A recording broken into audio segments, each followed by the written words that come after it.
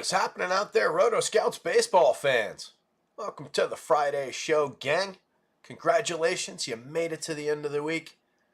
Diving into the weekend with a killer slate of baseball action tonight. Should be a really good one to talk about. I'm assuming that our pal Mamba, who may or may not be here yet, was referring to this slate when he was asking that question yesterday about what do you do when there's so many different good pitching options, because wow, what a slate we've got lined up pitching-wise. Lot of stuff to go through, a lot of games to talk about. It's 3:30 already, so I'm just going to do this and bring the board up, and we're just going to dive on in. As we do that, we'll say hi to Cujo, Andy Melman. Happy Friday to you too, pal. Stephen Leibowitz. What'd you shoot at the Open, Stephen? Finished up his round at the U.S. Open early. Congratulations to all the Scotty Scheffler faders out there. 44% of the FanDuel field did not have him. 56% does. I assume he's going to make the cut, but because it's going to be a really high cut, right? But not playing well. Anyway, handful of people here. As I was getting at, we've got a just absurd pitching board to go through. Not just on name recognition, but there's a ton of name recognition in there, and there's just a bunch of killer, interesting options at good prices. So, really deep slate.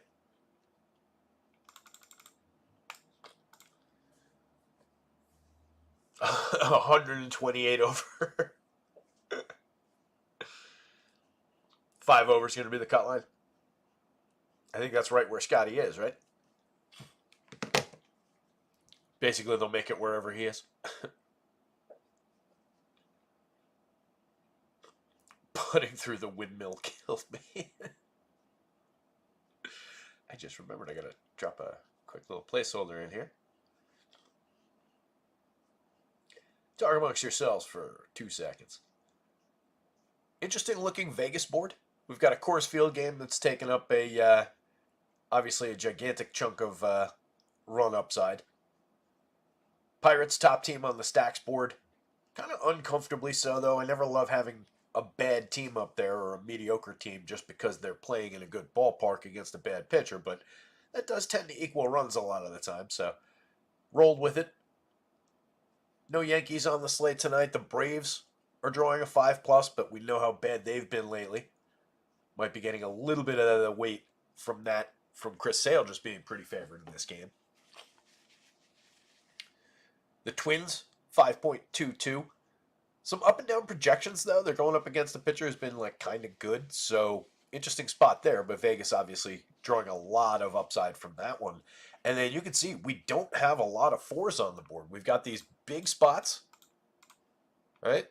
And then we've got 1 game, 2 games, 3 games in the 4s. Or three teams in the 4s. 4 teams in the 4s.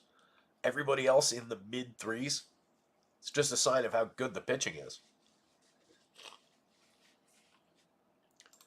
First game up, kind of as an example, Kyle Bradish going up against Ranger Suarez. 3.37 implied total for the Phillies. Just 7 runs in a game between the Phillies, who have been high scoring, and the Orioles, who have been high scoring this year. 3.72 implied total for the hometown Orioles. They're slightly favored. Bradish has been really good. Ranger Suarez has been really good. Should be a very fun game to watch. Guardians against the Blue Jays. Guardians at just a 3.81 implied total. They're going up against Kevin Gausman. One of the more gettable spots in my mind is the Blue Jays offense going the other way against Logan Allen. Multiple Logan Allens on the slate. At least they don't both pitch for Cleveland anymore. But not the one from Arizona. I corrected that from the initial version of the projections. If that tripped anybody up, apologies about that. It's not my fault. There are 2 Logan Allens and no way to distinguish them. Padres and the Mets, another one with pretty low total. Sean Manaea going for the Mets, Matt Waldron going for the Padres. Both guys are effective. They're fairly priced. I think they're both easily playable. But that is a spot where, like, out of all these games with good pitchers in them, those guys are more solidly in the middle, 3rd starter kind of level guys, 4th starter kind of level guys. So you could see one side or the other kind of connecting offensively. But just a 3.80 implied total for the Pods, and again, 3.78 for the Mets.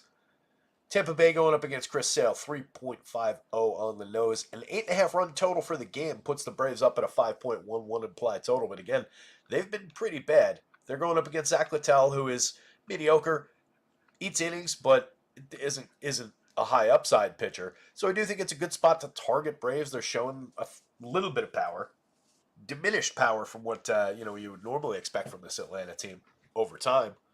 But we do still have, I think, 2 guys above the magic number in that Braves lineup. Cincinnati at Milwaukee. Cincinnati 3.41 implied total. On the other side, the Brewers 4.17. We've got Freddie Peralta going for Milwaukee and Hunter Green going for the Reds. Another pretty good pitching matchup. Green is the more vulnerable of those 2 pitchers typically, but he's also got a very high ceiling. So interesting spot there. The A's and the Twins. A's at just a 3.88 total. Twins pulling a ton of weight in that one. Simeon Woods Richardson going for the Twins, and Mitch Spence going for the A's. It's another spot where, like I said, referred to a minute ago, Spence hasn't really been bad. So it's a spot where that Vegas total might end up falling short a little bit. It wouldn't completely stun me, if not that he's a killer DFS option, but just keep the Twins in check a little bit. Wouldn't completely shock me. The Tigers against the Astros. Tariq Skubal on the mound for the Tigers, keeping the Astros in check at just 3.62. And then Hunter Brown, who's been really good lately, going for the Astros. He's got the Tigers at 3.45, and he comes in at a pretty strong value price. So that's a really interesting pitching spot. I don't think we need pitchers from the Coors Field game with all the depth of talent, but it's Ryan Feltner going for Colorado against Luis Ortiz from the Pirates. There are also like 4 Luis Ortizes, but I think he was the only one in your player selections in the salary sheets. But there are multiple Luis Ortizes through a variety of levels, I think, but they're all pitchers. White Sox against the Diamondbacks, 5.24 implied total for the Diamondbacks. The White Sox at just 3.87.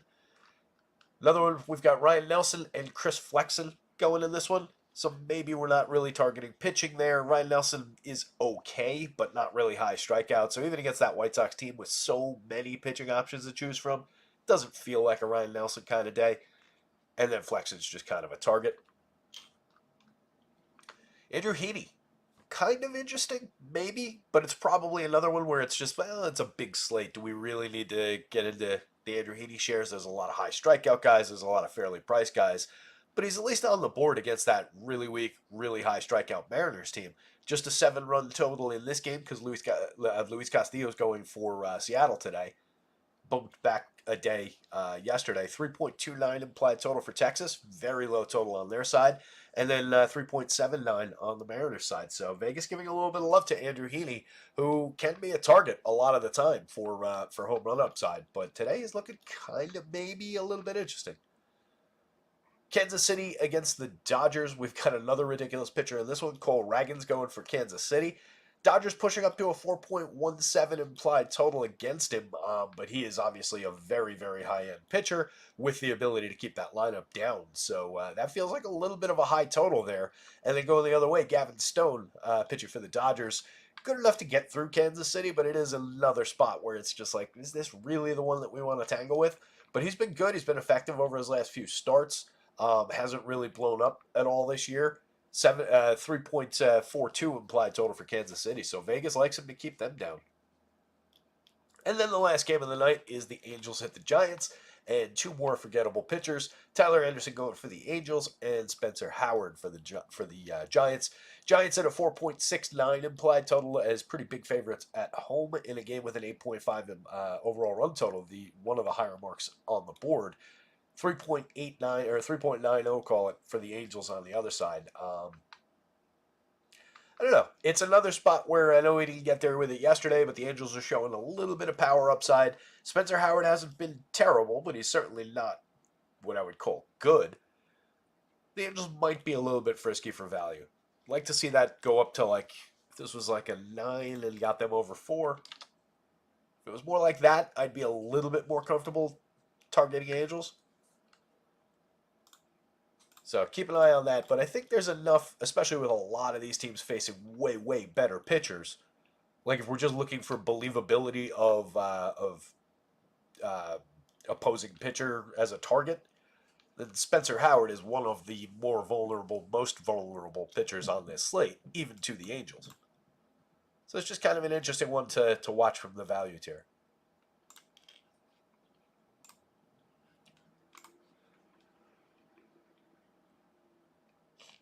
But Jenkins found his way here. Just subbed. Why are you not with Stochastic? I haven't been with Stochastic in like a year and a half, buddy. It's been kind of a while now. Told that story a few times.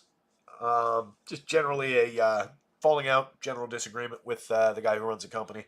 Everybody else over there rocks. No issues with anybody.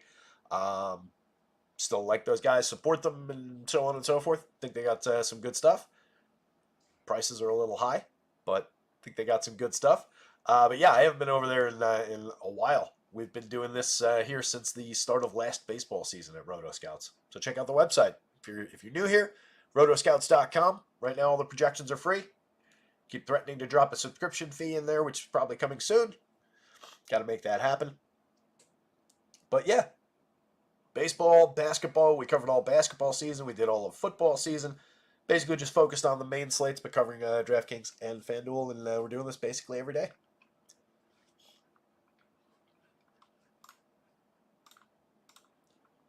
And I'll drop the link to the Discord. Hit the like button, hit the subscribe button. There's a link to Discord for anybody who's new. Check out our pals over at acemind.io for any of your sim and optimizer needs. A lot less expensive than some of the aforementioned companies. Great product for sims, great product for a tiny little optimizer. Most of the major sports are in there. Most of the ongoing sports right now are in there.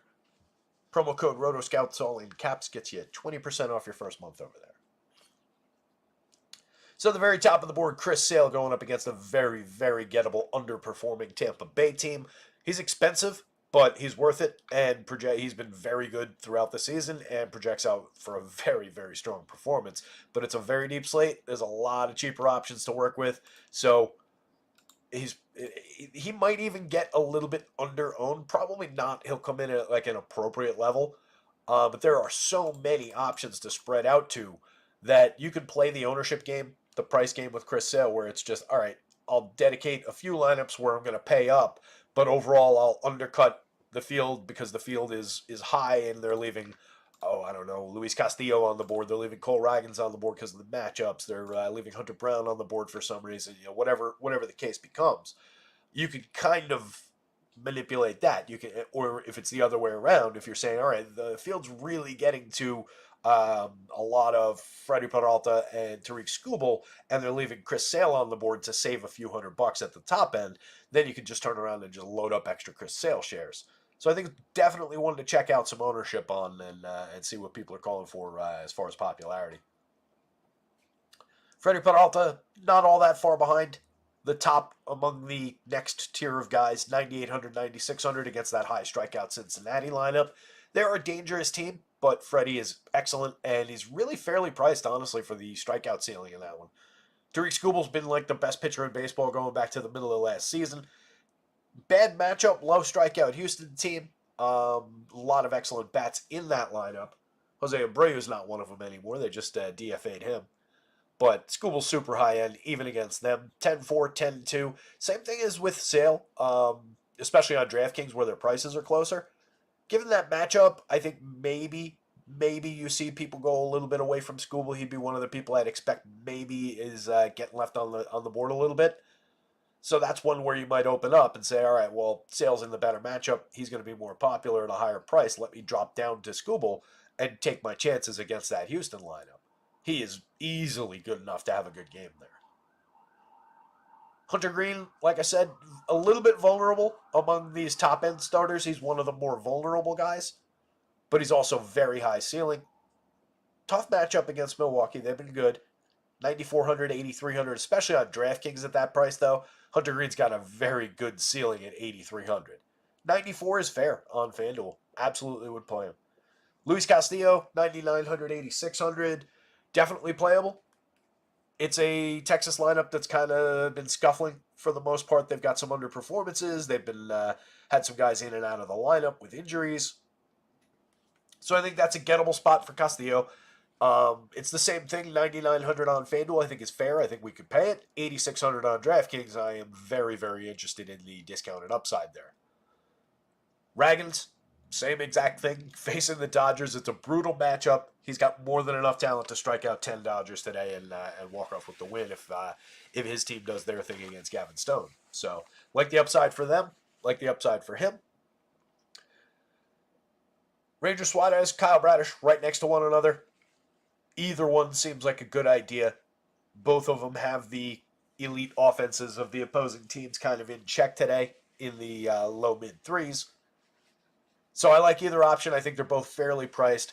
Ranger at 99 on the DraftKings slate when you've got some of these other options above him in lower prices than that is a little bit more challenging.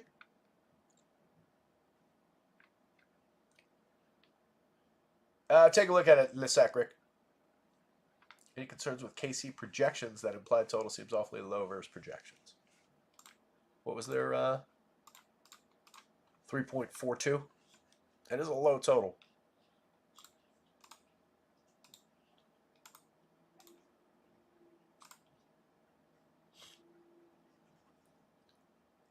They're not crazy highly projected, though. I mean, Witt, we're not going to take Bobby Witt down. It's really the top end that's getting it. Maybe a little bit of meat on Velasquez there. If anything, I'd say like maybe these guys are a little bit heavy. But it doesn't like straight line through that way on the Vegas total. It is drawing a lot of the projection weight from the matchup against the pitcher. And Gavin Stone has been decent, but he's not good, really. He's fine. He's a little bit below average in terms of strikeout rate. He's an average pitcher. So I think they've certainly got upside, and they've been good at creating DFS points this year. But yeah, that is a very low total, no doubt about it. Let me double check that. It feels, like I said, it feels low for that Kansas City squad against that pitcher. I'm surprised it's that low. Maybe I screwed it up. Nope. Yeah, that's where it's supposed to be. So yeah, just a low total, but several hitters that we go to against much better pitchers than this one on the right days. So I'm not really worried about any of these hitters in terms of the matchup. But yeah, maybe something to consider as far as that low total. I don't typically try and chase low totals. Getting back to the pitching board now. There's a little preview of the end of the slate for everybody. We'll get there somewhere around 6 o'clock. So yeah, these two guys I think perfectly fine to go to either one of them. That said, they're both facing good teams in that game. So there's no real priority to go to them, but I do think that again equals a spot where like maybe for these guys get a little bit under-owned for their talent, for their ceiling, and for just being very good and likely to perform well even against good teams. This spot I think is terrific. Really like the pricing, 8,600, 7,200. He's very cheap on DraftKings at 72. He's been pitching a lot better over the last 30 days or so. So really interested in that one. Andrew Heaney, again, I do think can succeed against this Seattle team. He projects out pretty heavily. 7,700, fair price on FanDuel. Nice little discount price there. I would use it as a lever. I think I like him better than... This is close. Woods Richardson against Oakland is close at 8,000, but Heaney's got better strikeout upside. I think I like it better than Mitch Spence against Minnesota, with Minnesota drawing all that weight. Same with Atlanta, San Diego. Yeah, that's probably the top value spot. Not a lot of faith in Andrew Heaney in general, but I do think that's probably your top FanDuel value spot. 7,000 on DraftKings, just easily on the board in the same in the same range as Hunter Brown, but probably with less enthusiasm. Hunter Brown, I think, between the two is the better pitcher now. Matt Waldron, playable, fairly priced, but not really a priority, not really a necessity against that Mets team in the middle of the board at those prices. Everybody around him for cheaper or similar prices is probably a little bit more high ceiling. Sammy Woods Richardson, good matchup against Oakland. No issues with playing it. He's fairly priced. He's been decent. Kevin Gausman, all the way down here. Another very high end, just in terms of name recognition pitcher. Typically, you would expect him up this territory. But he hasn't been overly great this year, and going up against that Cleveland lineup just hasn't diminished a little bit compared to a lot of the other guys on the board. It's another spot where I do think that that could make Kevin Gausman a little bit sneaky here. Maybe you get him under owned just because of this year's performance and because of the matchup. It is not a good matchup for strikeouts. It's not a good matchup for suppressing runs against Cleveland. They're a good squad. So he's got his work cut out for him, but the price is really right for the current year performance and for the matchup. Given the ceiling, I don't think he's off the board at those prices at the very worst. Spence, again, I do think has enough talent where on the right day he keeps that Twins team down a little bit more than expected. I just don't know what kind of ceiling he's going to give us. 7,200, 6,700. We'll at least take a look at him because of how low his prices are.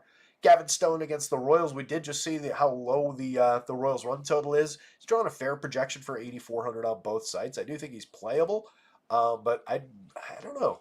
I don't love that spot, and it feels more like a do we need to go to that one at just like a good mid-range price when we've got so many options above and below. Zach Littell, not really with the Braves drawing a 5+ total against, even with their struggles over the course of the year and lately.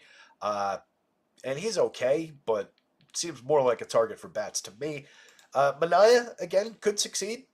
A little bit of ceiling on these numbers for a fair price, but it's a low strikeout Padres team. Just another why do we really want to tangle with it spot. That said, at 62, it is pretty cheap on DraftKings. Doesn't have to give you much for that price. Tyler Anderson is not a big option for me going up against the Giants with the Giants drawing a fair total, 8,700, 7,700. Doesn't look great. Logan Allen is a pretty firm no for me. He just hasn't been good this year. 69, 65. He is cheap. Spencer Howard's a no. Chris Flexen for me is a no. Ryan Nelson. Even with the matchup, I think Nelson is challenging. He is only 5,500 though against the White Sox on the DraftKings slate. That's at least worth exploring for a minute. And then the two pitchers at Coors Field are no's. Pretty firm no's.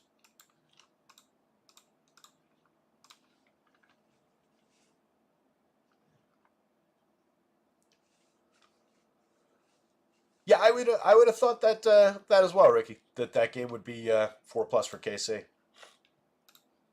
It's just an oddly low total.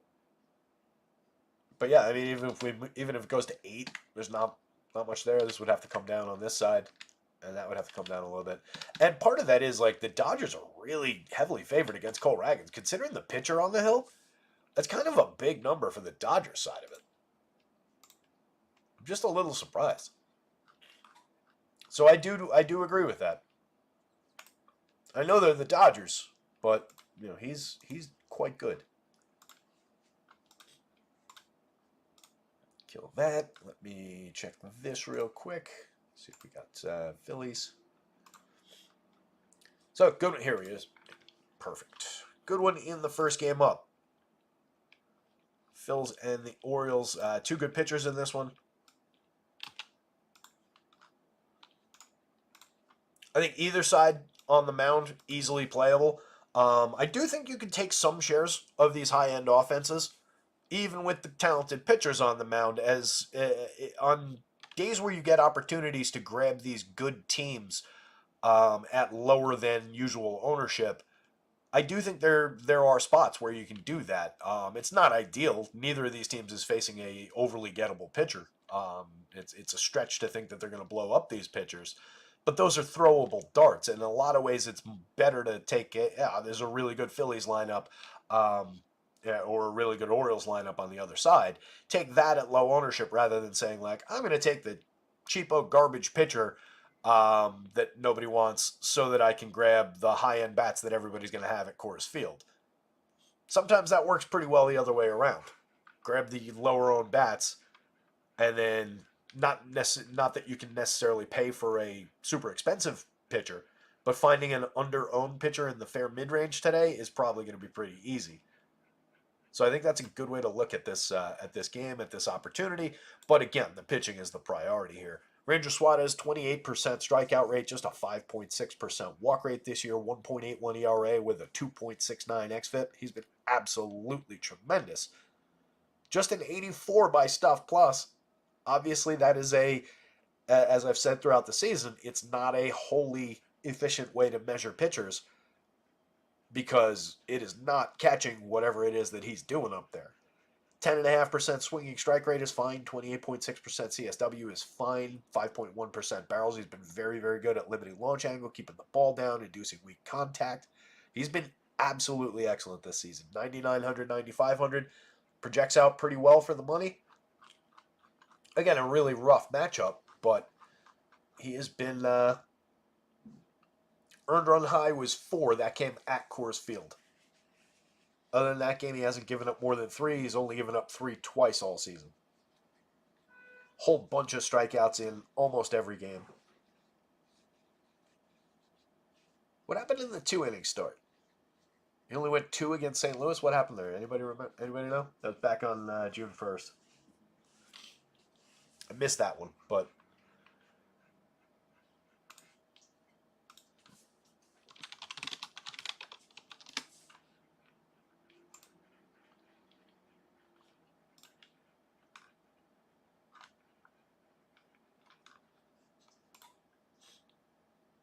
What is Ranger Suarez's real name? People are Googling that. Ranger Jose Suarez. Weird. Well, either way, 2 games back, he only had a 2-inning start for whatever the reason was. Last time out, though, went 5 2/3 against the Mets, struck out 6, 2 earned runs, 8 hits. Isn't ideal, but you do get that from time to time with ground ball pitchers. A couple balls through the infield, but they tend not to be overly damaging, which I think is mostly what we're dealing with here. Kyle Bradish on the other side, 91 on both sides. Very, very fair price for a guy with a 34% strikeout rate over his first 7 starts, 34 1/3 innings this year, a 2.62 ERA with a 2.76 xFIP. He's been pitching exactly like it looks like. Walks are up a little bit at 9.7%. That's kind of high, but he's been terrific at limiting damage, limiting power, keeping the ball on the ground. 4.7 degree average launch out of him. 3.8% barrels, 84 miles an hour of exit velo, 25.6% hard hit rate. Yet to allow a home run. Stuff Plus loves his arsenal. He's absolutely terrific as well. Just a challenging matchup for both these guys. Both teams not completely low strikeout rates, but good strikeout rates. 20.8% for the confirmed Phillies, 21.3% for the Orioles. Both teams with a handful of guys in the teens to help that out as realistically good at avoiding strikeouts. And then both teams have a couple of higher strikeout power types. So a little bit of a mix and match there in terms of the strikeout upside for both pitchers, but they're both talented enough to find a few against these somewhat stingy teams.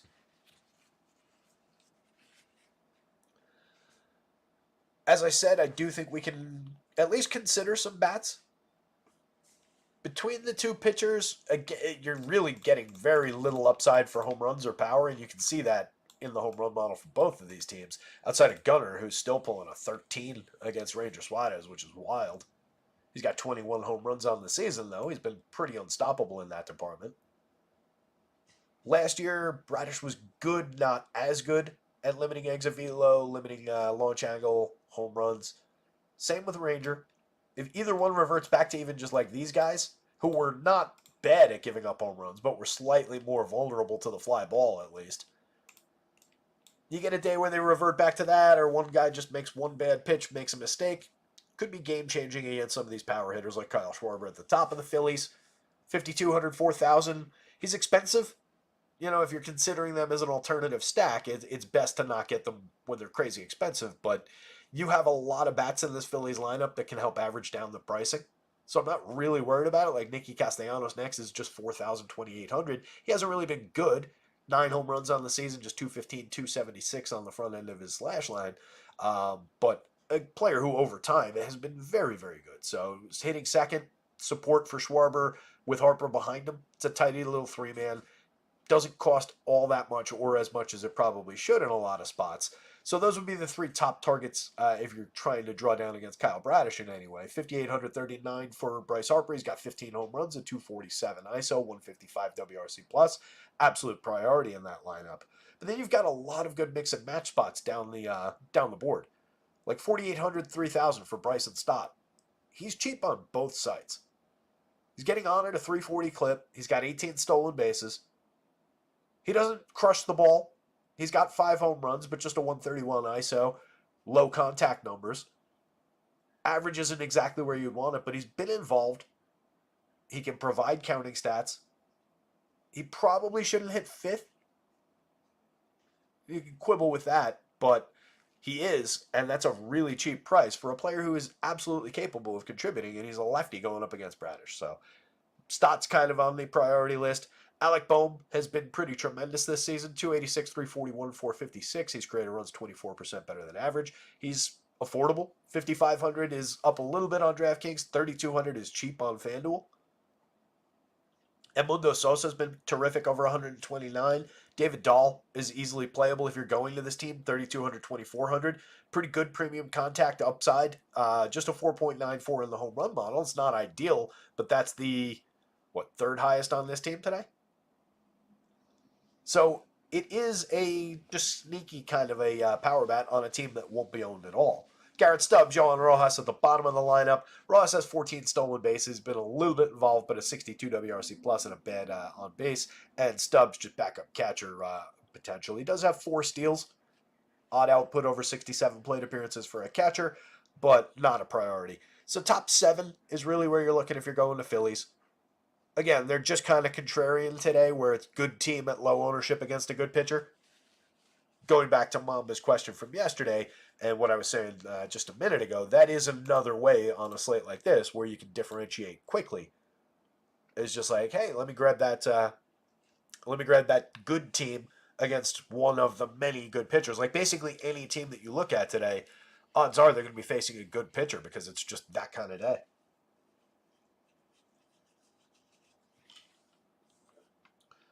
Travis asks, do you primarily do 5-man stacks, or do your lines look different with a bunch of one-offs? No, stacking. We always want to be stacking for baseball. Typically, I'm doing 2 full stacks, or on FanDuel it's 4-4, 4-4, 4-3-1. I do think there's room for 4-2-2 if you want to go that way, or 3-3-2. However you want to set it up, there's room to stretch those out. But especially on bigger slates, I think it's all about full stacking. So on DraftKings, it would be, I would want most of the lineups to have a full 5-man, and then you can mix and match your way through the other 3 spots. Like if you wanted to go 5-1-1-1, I think that's more viable maybe than it used to be on DraftKings, especially if you're using some of the sim tools. And then in particular, I like the 5-2-1 or the 5-3. And then there are obviously, other combinations you could do, but you certainly don't want to be just trying to pick off a one-off in every spot with no correlation. I know it can be done. I know sometimes you see at the top of tournaments, like one random idiot did that and it succeeded. And yeah, if you're throwing, 30 some odd thousand lineups or whatever at it every day, then yeah, one of those will probably end up with the right combination in a lot of cases and end up getting through. But if you're looking for reliable trajectory up toward that top 1% of lineups, then you want to just be, programmatically building with stacks so that you're getting those correlated days. Different game for different thing for cash, Steven. Yeah, cash game's totally different. This is all tournament talk.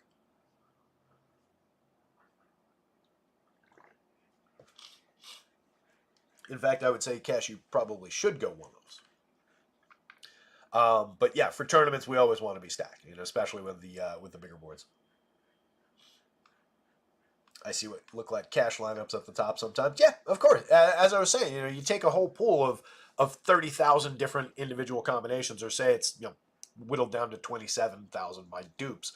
In a lot of days, that will come up where all right, that guy hit the right numbers and that came out right. Everybody's going to win the lottery. I said that wrong.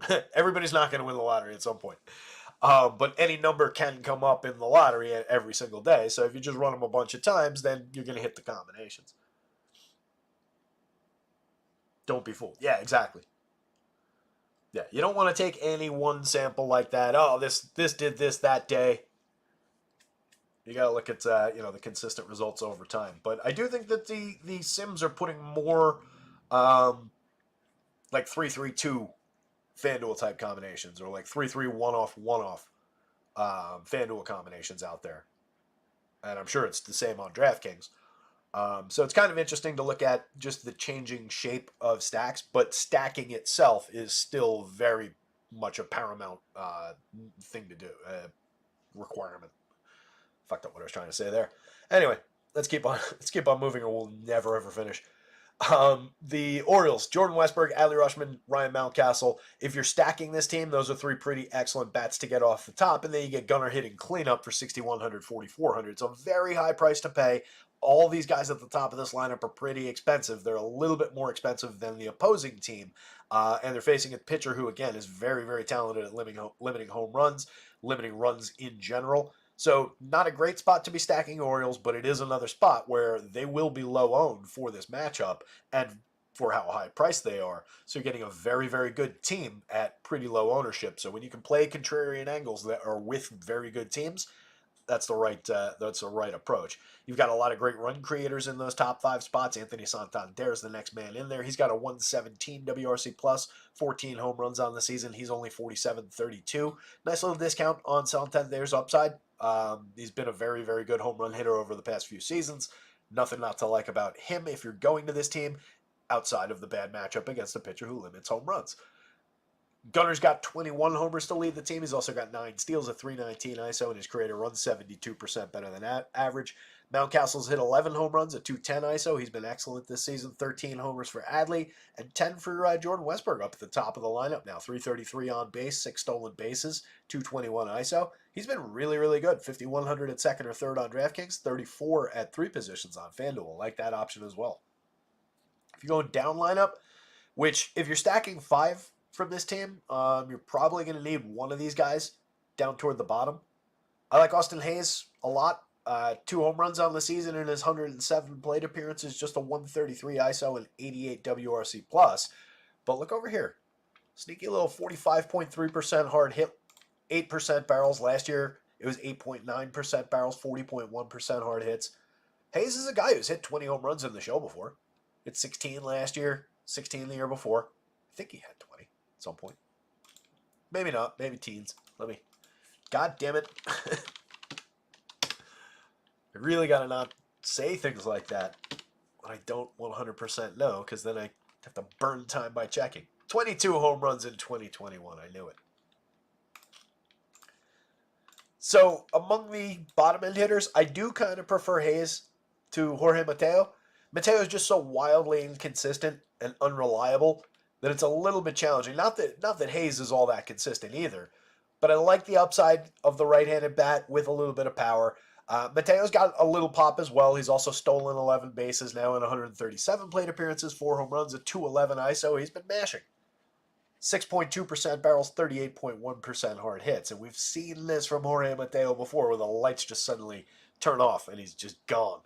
James McCann, always reliable against a lefty, but again, a lefty that doesn't give up many home runs, and that's remembering James McCann from a while back. This year we've got 2 home runs, a 112 ISO, and he's been half as good as the average player at run creation. Sed Mullins in the bottom spot, 6 homers, 13 steals, just a 234 on base is atrocious. A 184 average is obviously terrible, 59 WRC plus, but does fill some counting stats, capable enough wraparound guy. So it's either pitcher, call it a tie. They're basically tied. I mean, if we have to go by the projection, then Bradish outpaces Ranger slightly. And I do think between the two, Bradish has the better matchup. And then I think you can take either one of these offenses in limited doses, just as like a contrarian angle. Be contrarian with a good team. These pitchers are good, but they're not invulnerable. Okay, second game. Guardians and the Blue Jays. Doesn't look like we got the Guardians yet. Yep, yeah, we did.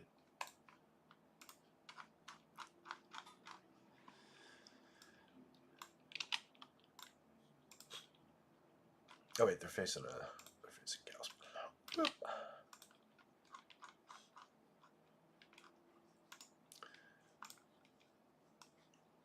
All right. So Kevin Gausman, complete game, 5-hit shutout last time out, 10 strikeouts. That was against the Athletics in Oakland. Pretty dominant DFS day there. Start before that, 6 earned runs on 6 hits, 3 strikeouts, 1 walk, 3 home runs allowed. That was against the Orioles, who are a lot better than the Athletics. Pretty okay game against the White Sox in Chicago. Gave up 1 earned run on 4 hits, but only struck out 3 in a weird performance. That was another one we were targeting for DFS. A 10 strikeout game at Detroit. Just 1 earned run on 3 hits in 6 innings. Had a 6-run game over just 3 innings to the Twins back on May 11th. He's been all over the place. Come on, Jimenez, Naylor, Fry, Brennan. What's this dude's name?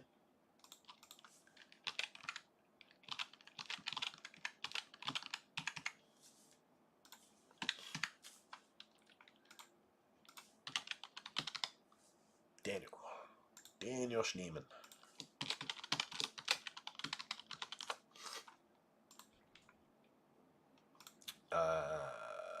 Or not. Chnee. 2 N's at the end. Welcome to learning how to spell new players' names. I'm your host, Terry McBride. All right. So getting back into this one. So Kevin Gausman, with those struggles in an up and down sense, like he's had a couple blow up spots for sure this year. But overall, still a really talented pitcher who's not pitching completely poorly.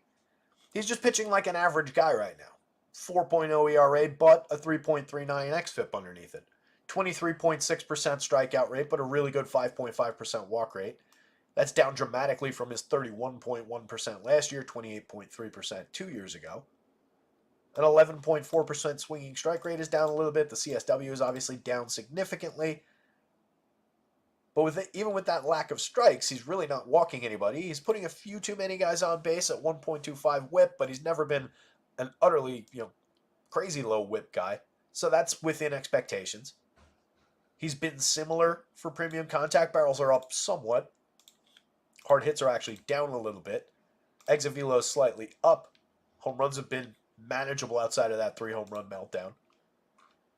So yeah, there have been some hiccups along the way. He's disappointed in a few DFS spots for us for sure this year. But I do think he's playable. It's just a bad spot. 17.9% strikeout rate for this confirmed Guardians lineup. Same guys were in the same range last year. On the other side, Logan Allen for 65-69. I just don't think we go there. 5.57 ERA with a much better 4.36 xFIP, a 19% strikeout rate. He's given up a ton of barrels, premium contact, power in his 13 starts this year.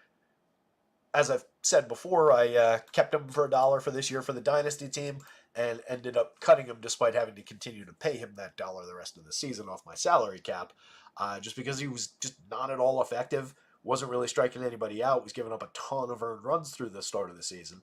Since May 12th, he's had a couple good starts, but he's also had a couple where it was a few earned runs, like 3 earned runs against the Angels over 5 2/3. He did strike out 7, but he gave up 2 home runs in that game. Against Miami in his most recent start, he gave up another 2 home runs, struck out just 3, walked 3, but just those 2 earned runs on 4 hits in 6 innings. And then in the middle of those 2 games, he faced Colorado in Coors Field. He got lit up for 7 earned runs over an inning and 2/3. Struck out 1, walked 2 in that game. Gave up another home run. He's got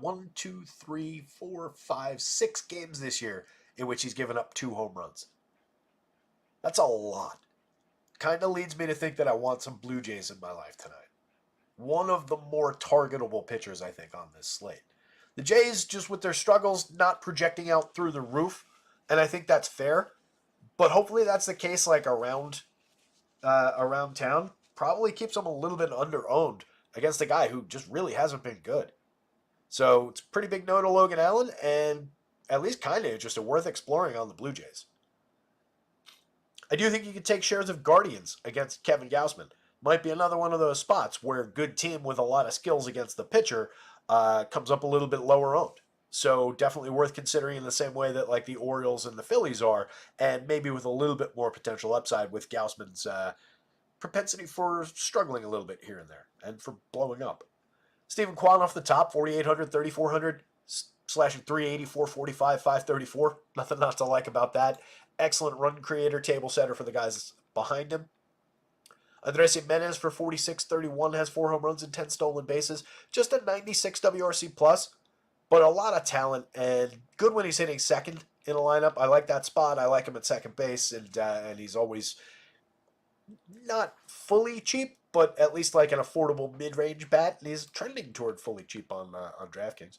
62.42 is perfectly fair for Jose Ramirez and all his talents. 18 home runs and 11 steals. 269 ISO with a 146 WRC plus. Josh Naylor for 47.34. 17 home runs this year. Big lefty bat, a lot of power, 11.5% barrels, 45.3% hard hits. Naylor feels a little bit cheap here, especially on DraftKings. 4,700. That price is down. Slashing 226, 313 on the front end. Last year it was 308, 354 in the front two spots. So that's part of why the price is down, I'm sure.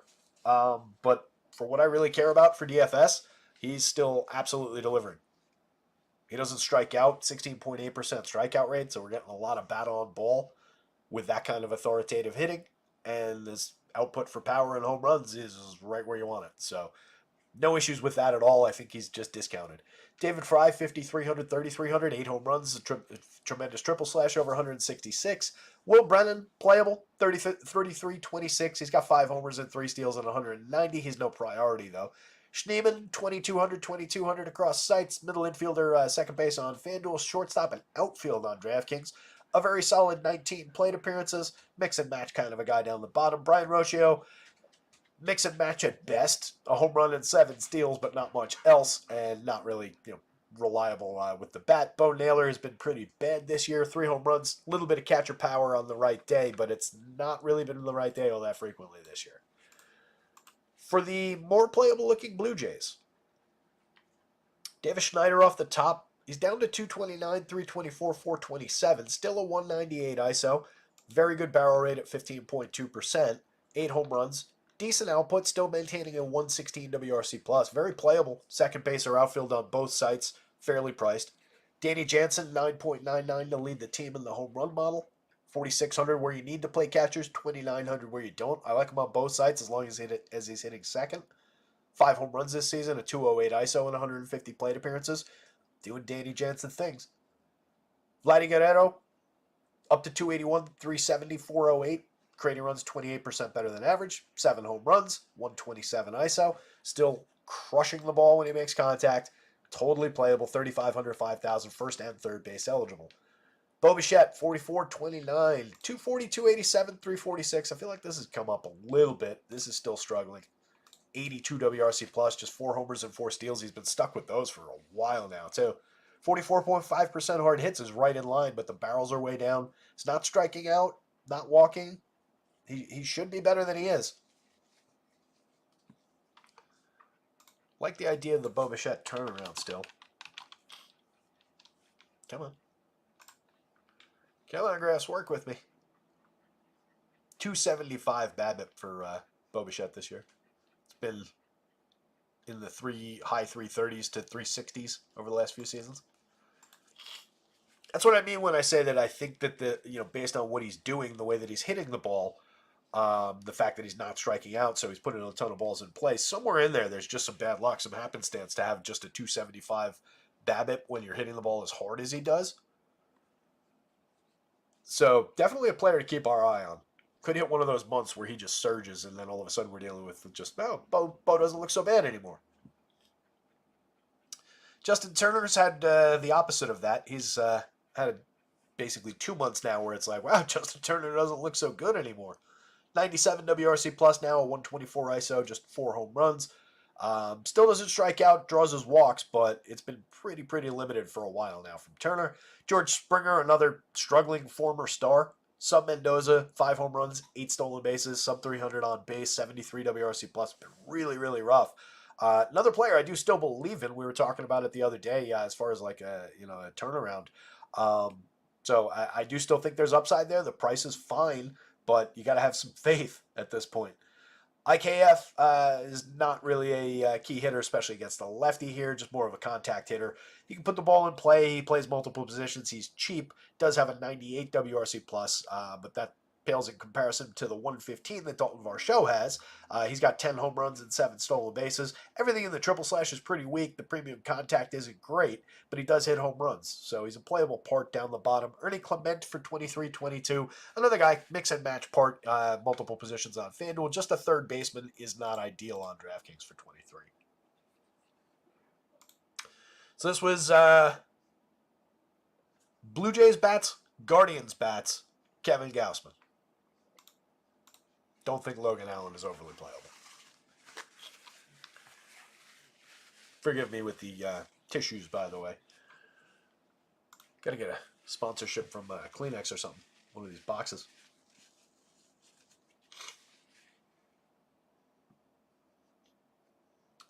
But of course, you put cash lineup in single entry GPP or no. I don't actually play cash. I've never been a fan of the cash games. So if I was playing cash games, I would absolutely drop those lineups into tournaments every night. Just because it would kill me if I had a monster score and just won like, $8 in a cash game rather than winning the tournament. Matt Waldron, Sean Manaea, two of the lower end potential pitchers on the slate. Like two of the guys who could come away with decent days, but are lower end from that middle part of the board. 23% strikeout rates for both of these guys, 13 starts for Waldron, 12 starts for Manaea, 4.3 OERA with a 4.29 xFIP for Manaea, 3.76 ERA with a 3.90 xFIP for Waldron. Both of these guys are exactly what they look like on the surface. Manaea is a little bit more vulnerable to giving up power. 43.1% hard hits on a fly ball trajectory, 9.2% barrels. Tells me that home run rate at just 2.30% is a little bit lucky. Stuff Plus doesn't really measure either of these guys out. That's more of an issue for Manaea. 15 points below average in terms of his arsenal, just because of how Stuff Plus rates the knuckleball, which is Waldron's primary pitch. He's never going to be a guy that grades out well. He's also a guy that is difficult to square up for power. We've talked about this before. It is a fly ball trajectory. He does avoid barrels fairly well because he's excellent at limiting hard hits and limiting exit velo. Because those knucklers come in so slowly, it's difficult to generate as much exit velocity against. You need a little bit of, physics there. Michael Knack, I'll pull up the weather. I haven't looked at it.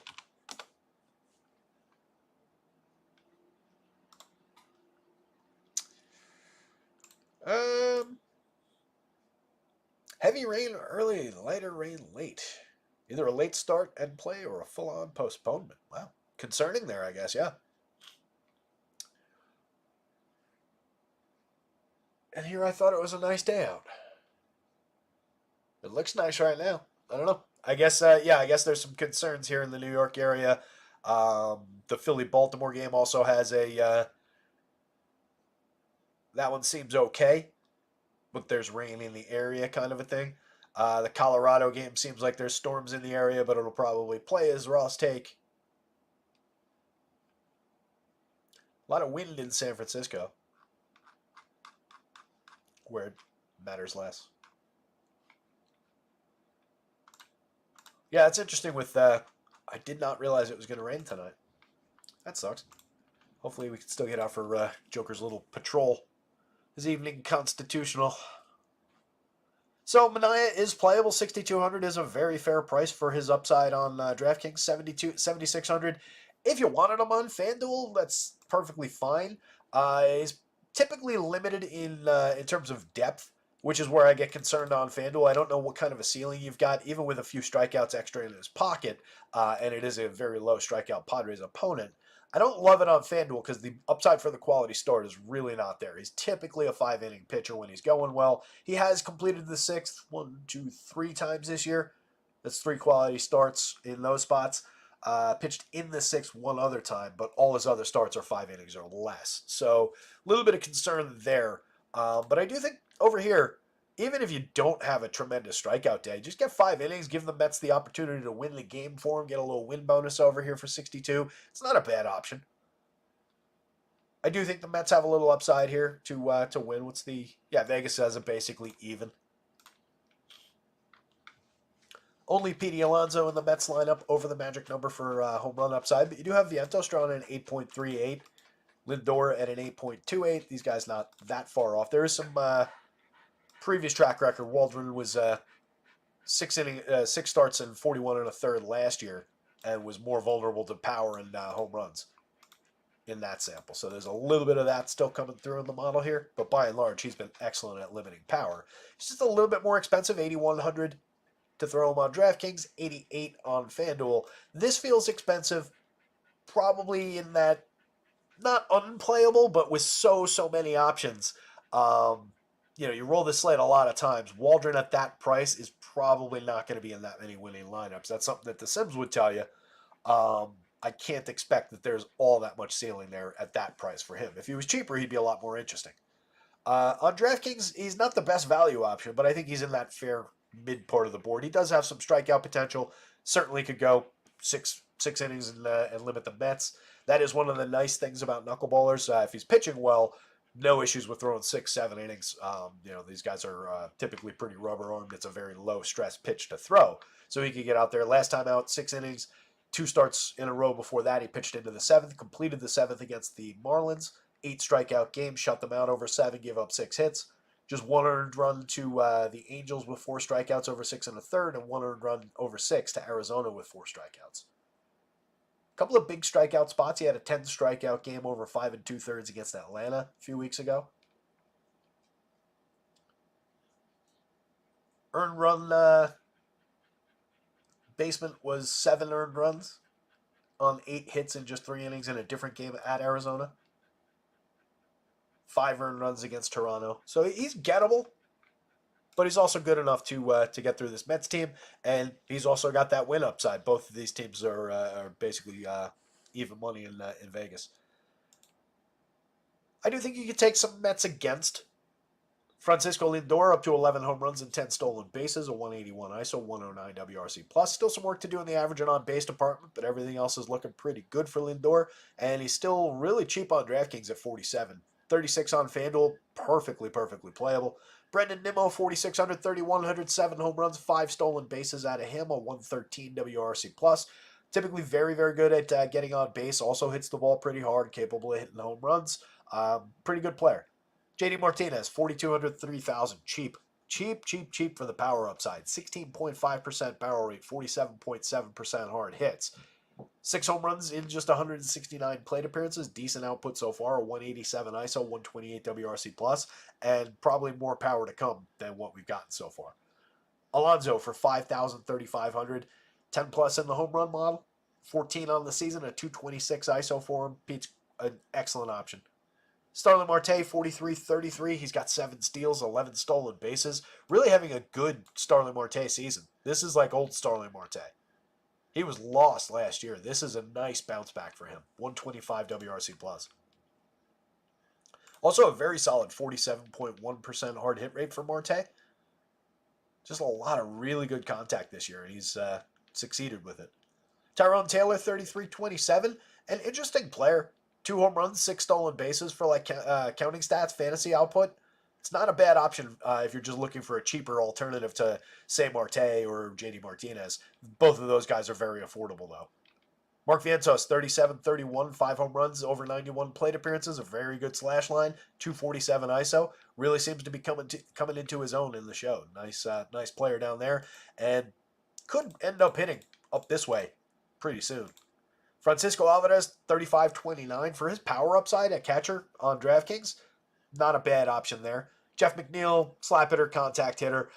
Could certainly put the ball in play a few times against Waldron. Certainly isn't a guy that needs to generate any kind of power. So maybe a little bit more interesting against this kind of a pitcher. But yeah, not a priority. If you're going to Padres, Luis Arraez at the top of the lineup, presumably.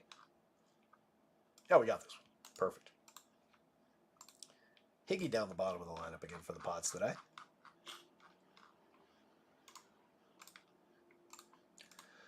So, Arraez, 326, 363, 389. Also, one of the best table setters in baseball. It's like him and Stephen Kwan up at the top of these lineups, just getting multiple hits every day, constantly on base.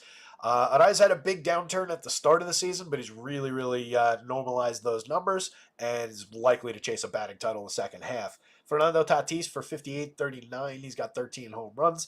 He's 191 ISO, created runs 42% better than average. Jurickson Profar in the lineup, 4,000, 3,500, 10 home runs, a 176 ISO, 171 WRC plus. I think he took a bump yesterday. My buddy Lou sent a panic text saying, "Oh no, Jurickson Profar got hurt," and then a follow-up text saying, "I never thought I would say that." But I guess he's okay because he's in the lineup. Manny, 52, 3,000, still underperforming overall for the season, a 99 WRC plus, just a 124 ISO, 252, 312, 376, 6 home runs. It's a down season for Manny for sure, but I buy the upside. 48.1% hard hits is up from last year's 45.9. It looks a lot like 2 years ago. 8.6% barrels, slightly down, but not terribly so. Strikeouts are slightly up, but there's still a very good player here. I think Manny comes roaring back at some point. Donovan Solano, 31-27. Mix and match part, playable at multiple positions. Pretty good line drive hitter, pretty good average contact and extra base hits type of a hitter. 3 home runs already this season, a 150 ISO and just 91 plate appearances, so hitting for a little bit more power this year. Jake Cronenworth, 44-31. Multiple positions on FanDuel, just second base now on DraftKings, but very good price. He's got 10 home runs, 191 ISO, creating runs 27% better than average, but everything has started to slip a little bit. The cracks are showing a little bit more for Cronenworth, but still a playable part if you're going to this team. Ha-Seong Kim, 42, 3,000, 9 home runs, 14 stolen bases, a 172 ISO, 113 WRC plus. I really don't care what his batting average is. Everything else is fine. Jackson Merrill's been good in his rookie season. 5 home runs, 9 steals, a 105 WRC plus. Multi-category contributor for fantasy. And then Higgy down the bottom of the lineup. Player we always highlight when he's in lineups. We're doing this the last couple of seasons with the Yankees, and we're going to do it as he continues his career with the Padres. Higgy has always been good at making very hard contact. 2 years ago, 9.8% barrels, 48.1% hard hits. Last year, 11.1% barrels, 48.3% hard hits. In his 67 plate appearances this year, we're right in line with expectations. 14.6% barrels, 43.9% hard hits. He's got 5 home runs and a 262 ISO over 67 plate appearances. He only cost $2,700. It is a less than ideal spot at the bottom of the lineup. But if you're just looking for a cheap catcher home run, Kyle Higashioka against Sean Manaea in this spot is kind of interesting to me. Last year, he turned that contact into just 10 home runs and 260 plate appearances, but that's reasonable output from a super inexpensive catcher at the bottom of a lineup. Year before, it was another 10 home runs and 248. So, given that he's hit 5 already, he's kind of overperforming. I love the option at the bottom of the Padres lineup. Even as a one-off, honestly. You're sacrificing a plate appearance to the DFS gods. But if you just wanted to say, like, hey, I'm going to book a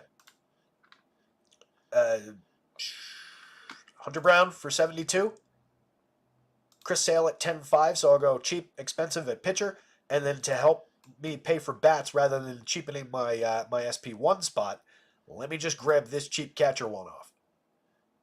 I think that makes some sense. Again, it's a terrible spot in the lineup, but it is a good power bat. Could completely fail. Dude's hitting 185, 209, 446 the rest of the way. He's got a 14% worse than average WRC plus. It is just a cheap catcher home run play. But I think it's there. Mets bats, Padres bats, Sean Manaea, Matt Waldron, depending on what the prices do for you. But Sean Manaea, again, on FanDuel, really not that playable. Really, both pitchers are more DraftKings options. Manaea is a good value on DraftKings. Waldron's just playable over there. Waldron's too expensive on FanDuel. He's playable, but pricey compared to the rest of the slate. And 76 for Manaea when he's probably only going 5 is not ideal. Zach Littell pushing a 5+ total in the Braves direction. 5.11 as of the last time this was updated. 2 killers right there with a bunch of killers who are being underappreciated because they're underperforming around them. Matty Olson has 10 home runs this year, a 196 ISO. These numbers are down for Olson as well. Premium contact is down, but is still spectacular. So, like, you know, you're a little bit concerned about the dip, but even with the dip, there's still a ton of upside for power from Matt Olson and just getting what he does well. 3,200, 5,500, he's priced down effectively for the scuffles. Ozuna, home run pick of the day, 13.48. Pretty sure that's the top of the home run board. 18.9% barrels and 56.2% hard hits this year. 18 home runs at 282 ISO. Kind of an easy one. Needed an easy home run pick on a day where we're actually a little bit short on 10 plus guys. That reflects all the really good pitching. It's just 11 guys over the magic number today on a 12-game slate. Pretty wild. I started with talking about the Braves bats because I really don't see the need to play Zach Littell here. It's just such a big pitching slate. He's got a 3.63 ERA, a 3.71 xFIP, a very low walk rate, an average strikeout rate at 21.8%, decent swinging strike rate. CSW needs to come up a little bit. He's given up a few too many barrels, but it hasn't really hurt him or burnt him. Stuff Plus doesn't love the arsenal over his 13 starts and 74 and a third, but he's made it work for him. He has not been bad. He gives up a few earned runs in almost every start, but he's only been really lit up. Not really at all. He had a 5-run game and a 4-run game. That's the worst it's been. Spiked a couple decent strikeout games, several 7 strikeout games, strikeout high of 9 that came against Oakland a couple games ago. So he does have minimal playability on either site, 8,000, 7,900. The quality start is in play. He's booked at each of his last 3 starts.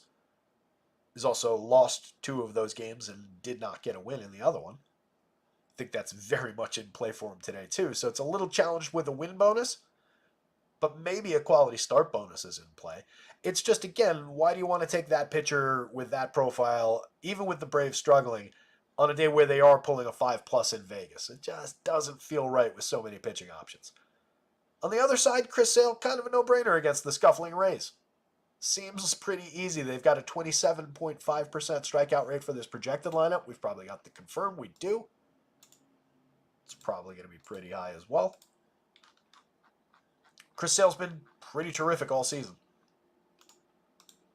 He's justifiably very expensive on both sites. 31.1% strikeout rate against a 3.7% walk rate is absolutely spectacular. 15.3% swinging strikes, 33.4% CSW. Hasn't given up much power at all. 3.01 ERA with a 2.43 xFIP, so actually pitching better under the surface than it even looks like. He's been tremendous, and he's got an excellent matchup. Confirmed lineup, 27.5% strikeouts for these guys. Everybody who was in the show last year was 22.4. So we do have, let's see, small sample 41.2 out of Taylor Walls hurts that, but he was 26.4 last year. Everybody else is at least at a fair sample. Like Johnny DeLuca striking out 5 points higher than he did last year, but that's over 107 now. Alex Jackson at 45.5% wasn't in that sample from last year. That's where a lot of it comes from. It's a very believable target team for Chris Sale. I think he's easily worth a bunch of shares on both sites, even at the high prices, and the hope there again is that the high prices keep him a little bit less owned than he should be with so many other pitching options to go to.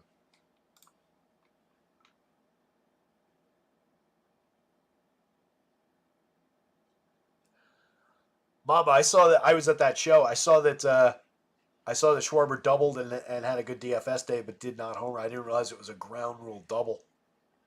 Oh, that sucks, dude.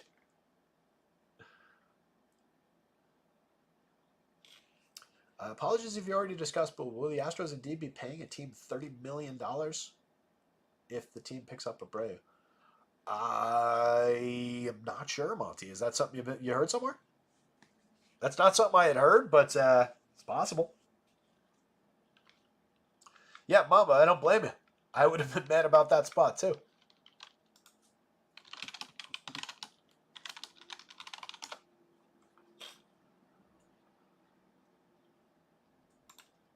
He's got $30 million on his contract.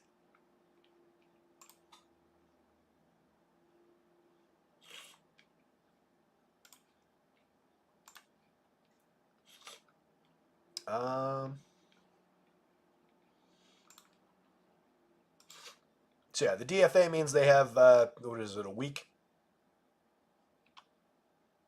Or is this a straight release? They already did.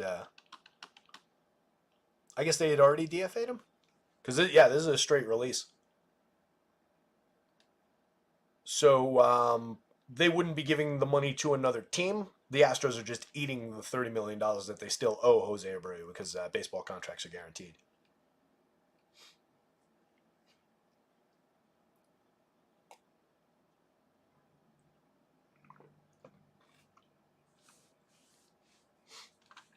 Yeah, I don't even know if he gets signed after waiver. He might just be done with how bad he's been.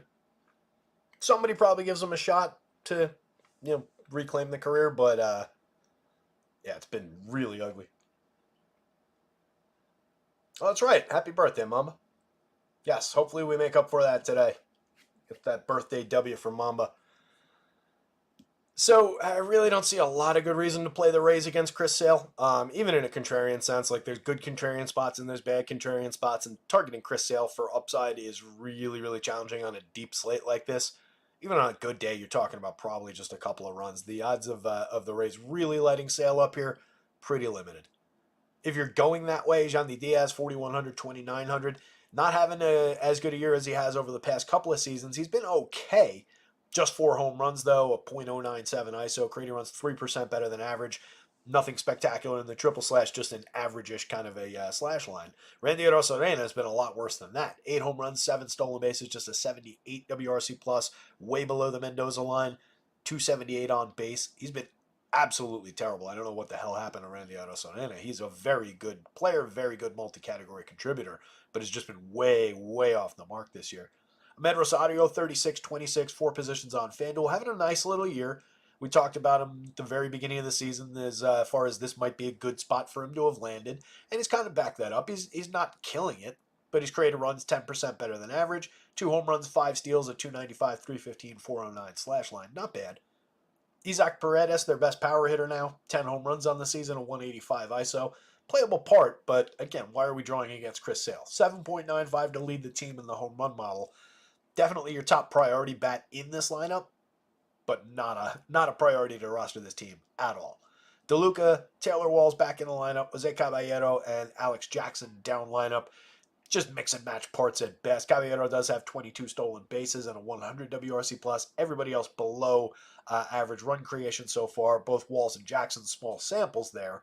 Jackson does have power upside, but are we hunting home runs against Chris Sale? I don't think so. He is the dead minimum against another pitcher that would maybe be a sneaky, interesting catcher power spot, but I don't think so against Chris Sale.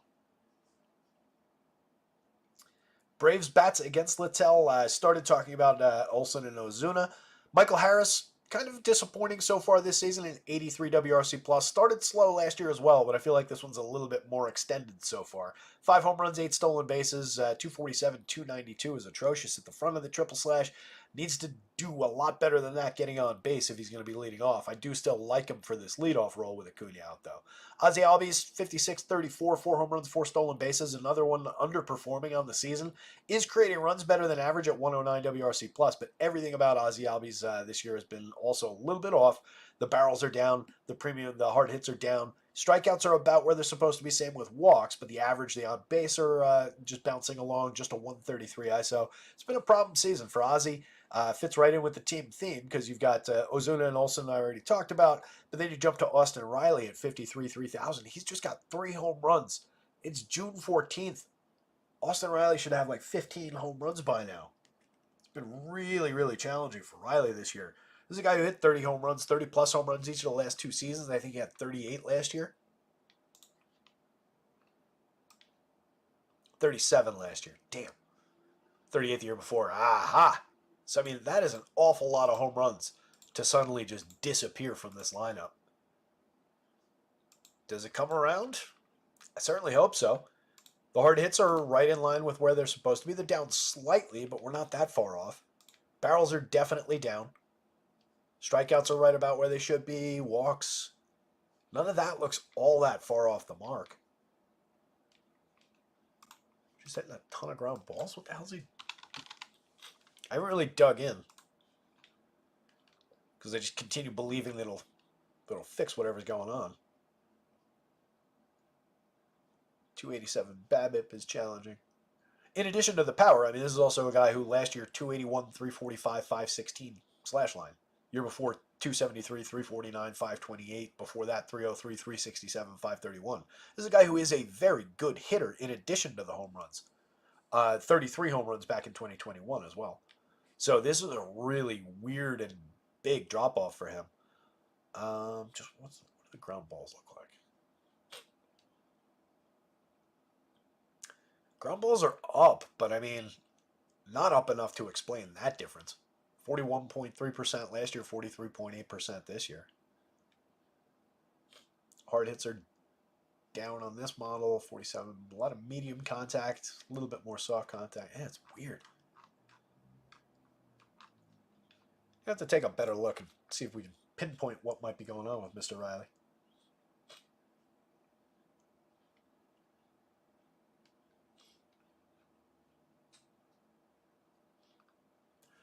"93 degrees in Atlanta. Does that hurt Sale? Hits and runs against him? I don't think we worry about it. I feel like that gets a little bit too nitpicky. You know, at a certain point, we just got to say this is Chris Sale against a pretty weak opponent. Vegas obviously likes it. Raise it just 3.50. I think you just roll with it. You know, just it being 93 degrees doesn't make the Rays lineup any better. It doesn't make the struggles of a lot of these guys go away. It doesn't make it easier to square up Chris Sale. It's just a matter of if you make contact, maybe the ball travels a little bit more, right? So it doesn't make Sale just suddenly easier to hit. So I don't think we really sweat that. Down lineup for the Braves after Riley. You get Sean Murphy with all his catcher power. He's also scuffled over his 45 plate appearances, missed a lot of the season so far. .095 ISO and a 1 home run so far with very limited contact, but his premium contact last year was fantastic. One of the better power hitting catchers in baseball. Now down to just 3,700. That's another really appealing catcher one-off. He's definitely a part of plans in Brave stacks. Pretty high priority bat. On FanDuel, I think you can absolutely play him and Olsen in the same lineup. Just 2,600 for Sean Murphy is very cheap for his upside. Adam Duvall making a lot of good contact. So it resulted in 6 home runs over 159, but not much else. But that's just kind of who Adam Duvall is. 156 ISO is kind of low, but you're just buying the home run upside. You're buying the power, the barrels, and everything. Jared Kelenic, 31.25, 4 home runs, 98 WRC+. He's okay. He hasn't been really good, but he does hit the ball fairly hard. A lefty back going up against Zach Littell. There's believable potential there for a big day on if the dice come up correctly for you. Orlando Arcia down the bottom of the lineup. Challenging season for him, too. Just a 74 WRC+. The slash line has been awful. 6 home runs is the upside, but he's been really limited this year. Premium contact is basically in line with the guy who hit 17 home runs last year. So maybe not completely dead as just a power option to mix and match your way in, but you're not getting the quality that we got from Orlando Arcia lately. New Mexico sucks, says Lone Wolf. I've never been to New Mexico. Should have taken a right in Albuquerque. What's up, Doc? Reds and the Brewers, Hunter Green, Freddie Peralta. We definitely need to make better time than we have been through these first few games. Reds lineup is here. Brewers lineup is not. Both of these guys are tremendous pitchers. That said, between the two, Freddie Peralta is the better option. He's the more high-end guy overall, and he's got the better matchup for strikeouts. Although these are both actually at dead on 24.4%, so maybe it's not exactly better, but I think it's believably better. Matchup for strikeouts for Freddie. He's also got the better strikeout rate this season, 31.6% versus the 26.2 on the other side for Hunter Green. Green's got a 3.61 ERA and a 4.24 xFIP. He's been pretty good at limiting power and premium contact. Obviously, Stuff Plus loves the arsenal. Comes away with a 12.9% swinging strike rate, which is tremendous. Needs to throw more strikes and walk fewer hitters overall. That's a bad CSW with this swinging strike rate, and that's a high walk rate. Would be a better pitcher if he managed to wrangle that, but has a very high ceiling and is a definite consideration. 9,400 is not a misprice on FanDuel. He's worth that. There is ceiling on that medium projection. 8,300 on DraftKings feels like a mistake low on that site. He is very, very cheap on the DraftKings slate. So really like that option. But again, between the two, Freddie is the better pitcher. You just get that $1,300 discount between the two on DraftKings. Does kind of close that gap a little bit. Freddie has a 3.95 ERA, a 3.23 xFIP. He's walking a few more this year, 8.9%. I feel like that's up. 7.9 last year, 8.5 the year before. It's not that far up. But the strikeout stuff is great for Freddie. 13.2% swinging, 70 and 2/3 innings in 13 starts. He's giving you a pretty good shot at a quality start in a lot of games. He's had a couple bumps this year, 2 5-run games. handful of like 3-run games with more limited strikeouts than might have been expected.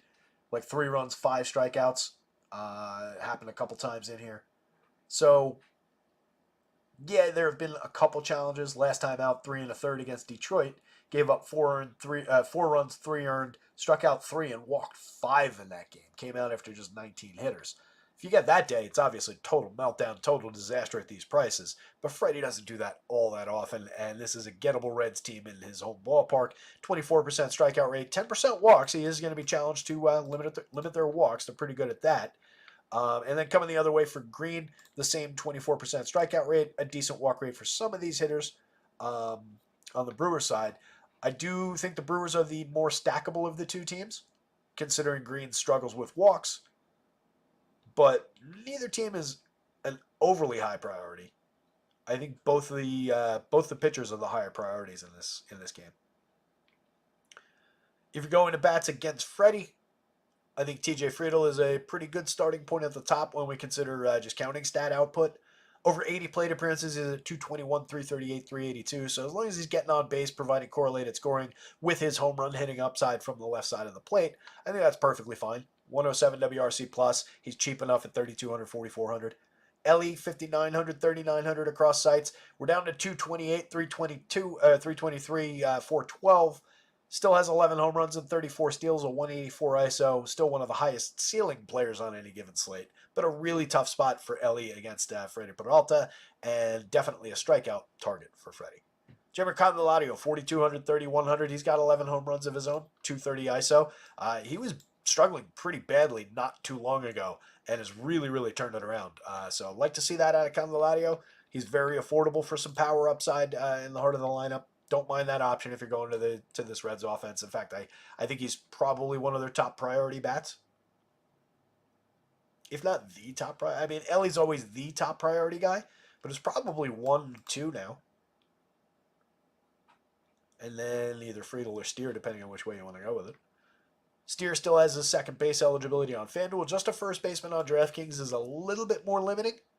7 home runs, 12 steals, a 108 WRC plus, just a 160 ISO. Not really first baseman type power numbers, but a capable player. I just like getting him for 31 at second base, or even in the outfield on FanDuel a little bit better. Jake Fraley for 41.27. Pretty solid slash line, 283, 339, 362. Just 3% worse than average for run creation so far. 1 home run, 10 stolen bases. More of a bat-on-ball contact type hitter. Hitting 5th, I'd rather have him in a different spot in the lineup, but he's capable of producing from there. Sorry, I got distracted. Fast and Furious 7 is on. I think this is 7. Yeah. There's the scene where they're at the beach and the hacker girl comes walking out of the water. Momentarily distracting as I glanced over. The hell's her name?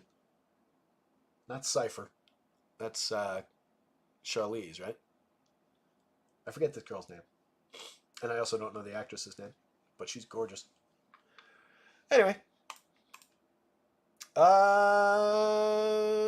So Fraley, Tyler Stevenson, definitely a catcher power target. 6 home runs on the season. Just a bad matchup, bad spot to do it. But this is a spot, it's not quite as good as like the Phillies, the Orioles, and the Guardians, where I said maybe they'll be a little bit under-owned for a good lineup. For one, Freddie is super, super high-end in terms of the pitching department, and the Reds are not quite as good as those teams are. So it's kind of off the board as far as that Tyler Stevenson priority play, but he is a good catcher to consider. Maybe if you're putting a catcher one-off into every lineup that you build, he should definitely be on that list. 3,600 is a very cheap price for a guy with 11.5% barrels, 46% hard hits. It's turned it into 6 home runs, a 162 ISO, over 195 so far.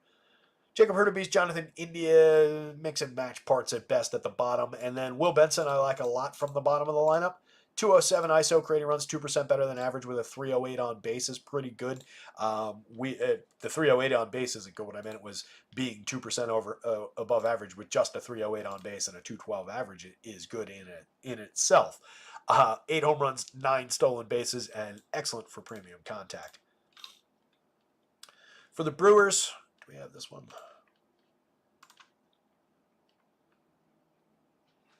Ooh, Jackson Holiday placed on the AAA IL with an elbow issue. Doesn't look like we have the Brewers lineup. This is one where some of the parts do tend to move around a little bit. But Bryce Turang in the top spot looks like an excellent option if you're going to this team. And again, between the two teams, this would be my preference.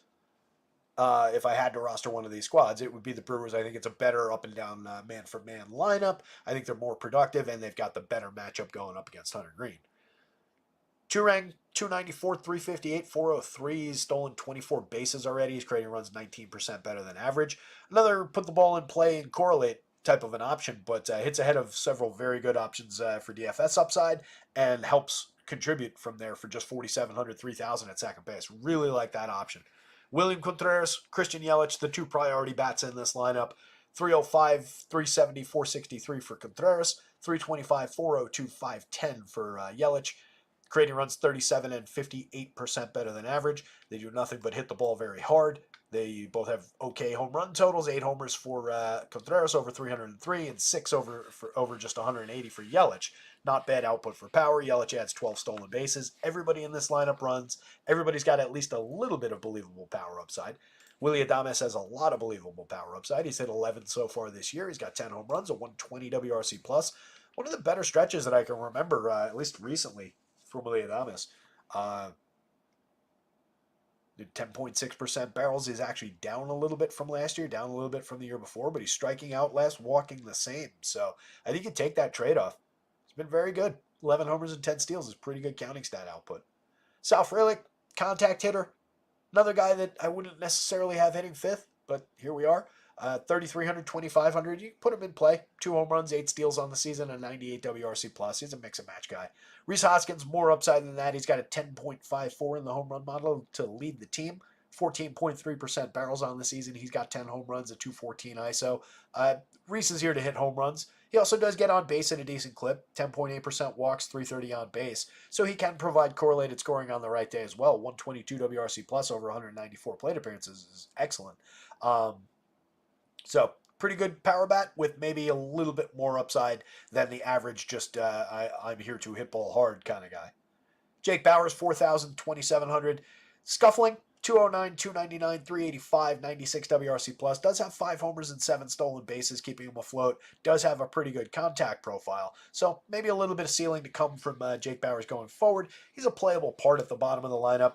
Churrio's up to 7 home runs and 7 stolen bases. 76 WRC+, 222, 267, 360. Only the counting stat output has been anything good, and it's not really at all consistent. But he does have a big ceiling on any given slate. 5.62 in the home run model shows a little bit of it. Oliver Dunn, 2.12 in the home run model, not really drawing much power over 104 plate appearances. 1 homer, 3 steals, a skippable part at the bottom of the lineup.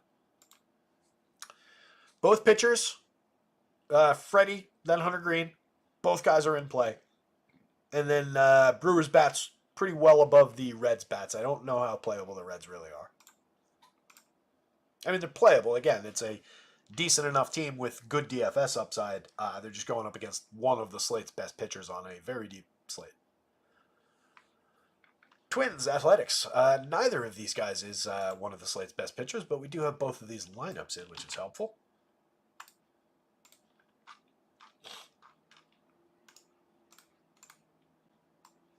Willie Castro back in that leadoff spot. What did he do yesterday? Did he have a day? Didn't pay attention.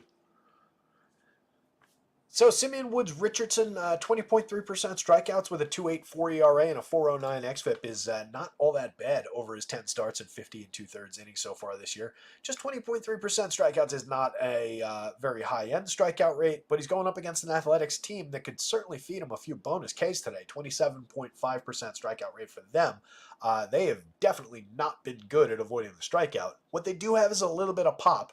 Little bit of sneaky power upside. He's given up 8.6% barrels on a fly ball trajectory, just 36.8% hard hits and 88.6 miles an hour of exit velo so far, 2.42% home run rate. That tells me maybe there's a little bit more home run upside to come. Last year it was just 4 2/3 innings. That's an unfair sample, but he gave up a few home runs there. Also an unfair sample over there. 7,500 to 8,000. He projects well enough to play.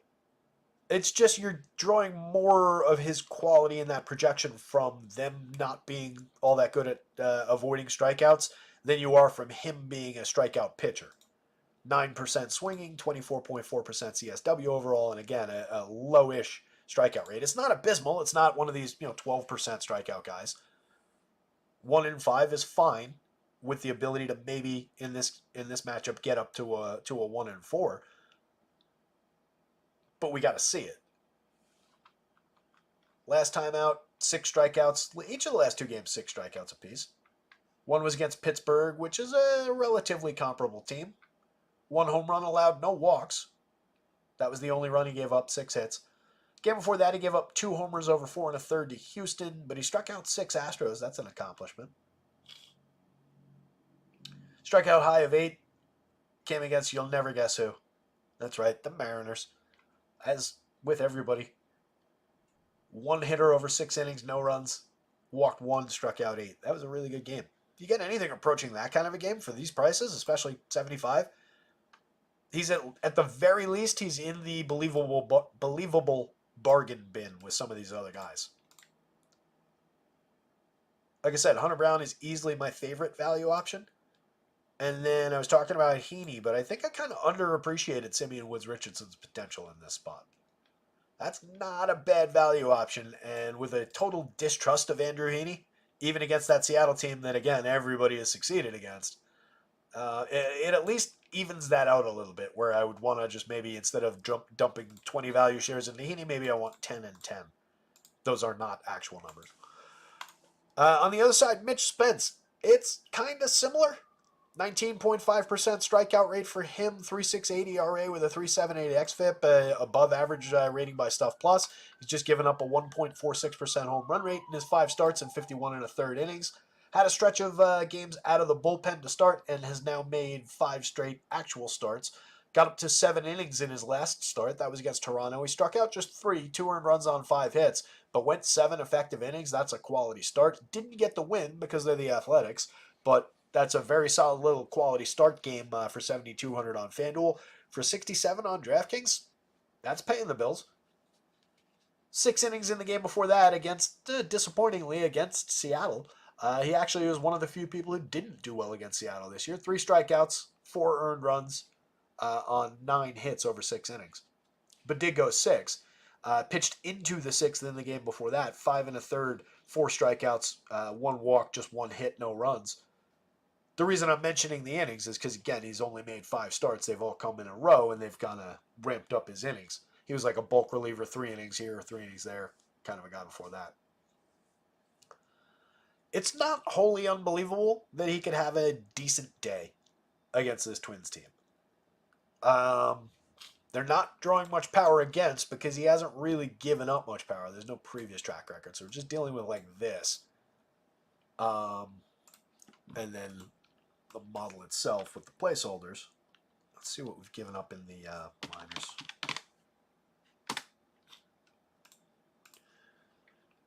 The Twins are drawing a very healthy total in Vegas.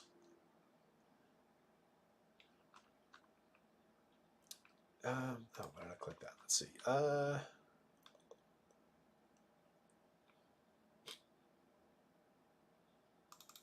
Whoa! All right, I might need to upgrade that. I don't know, a lot of home runs last year in AAA.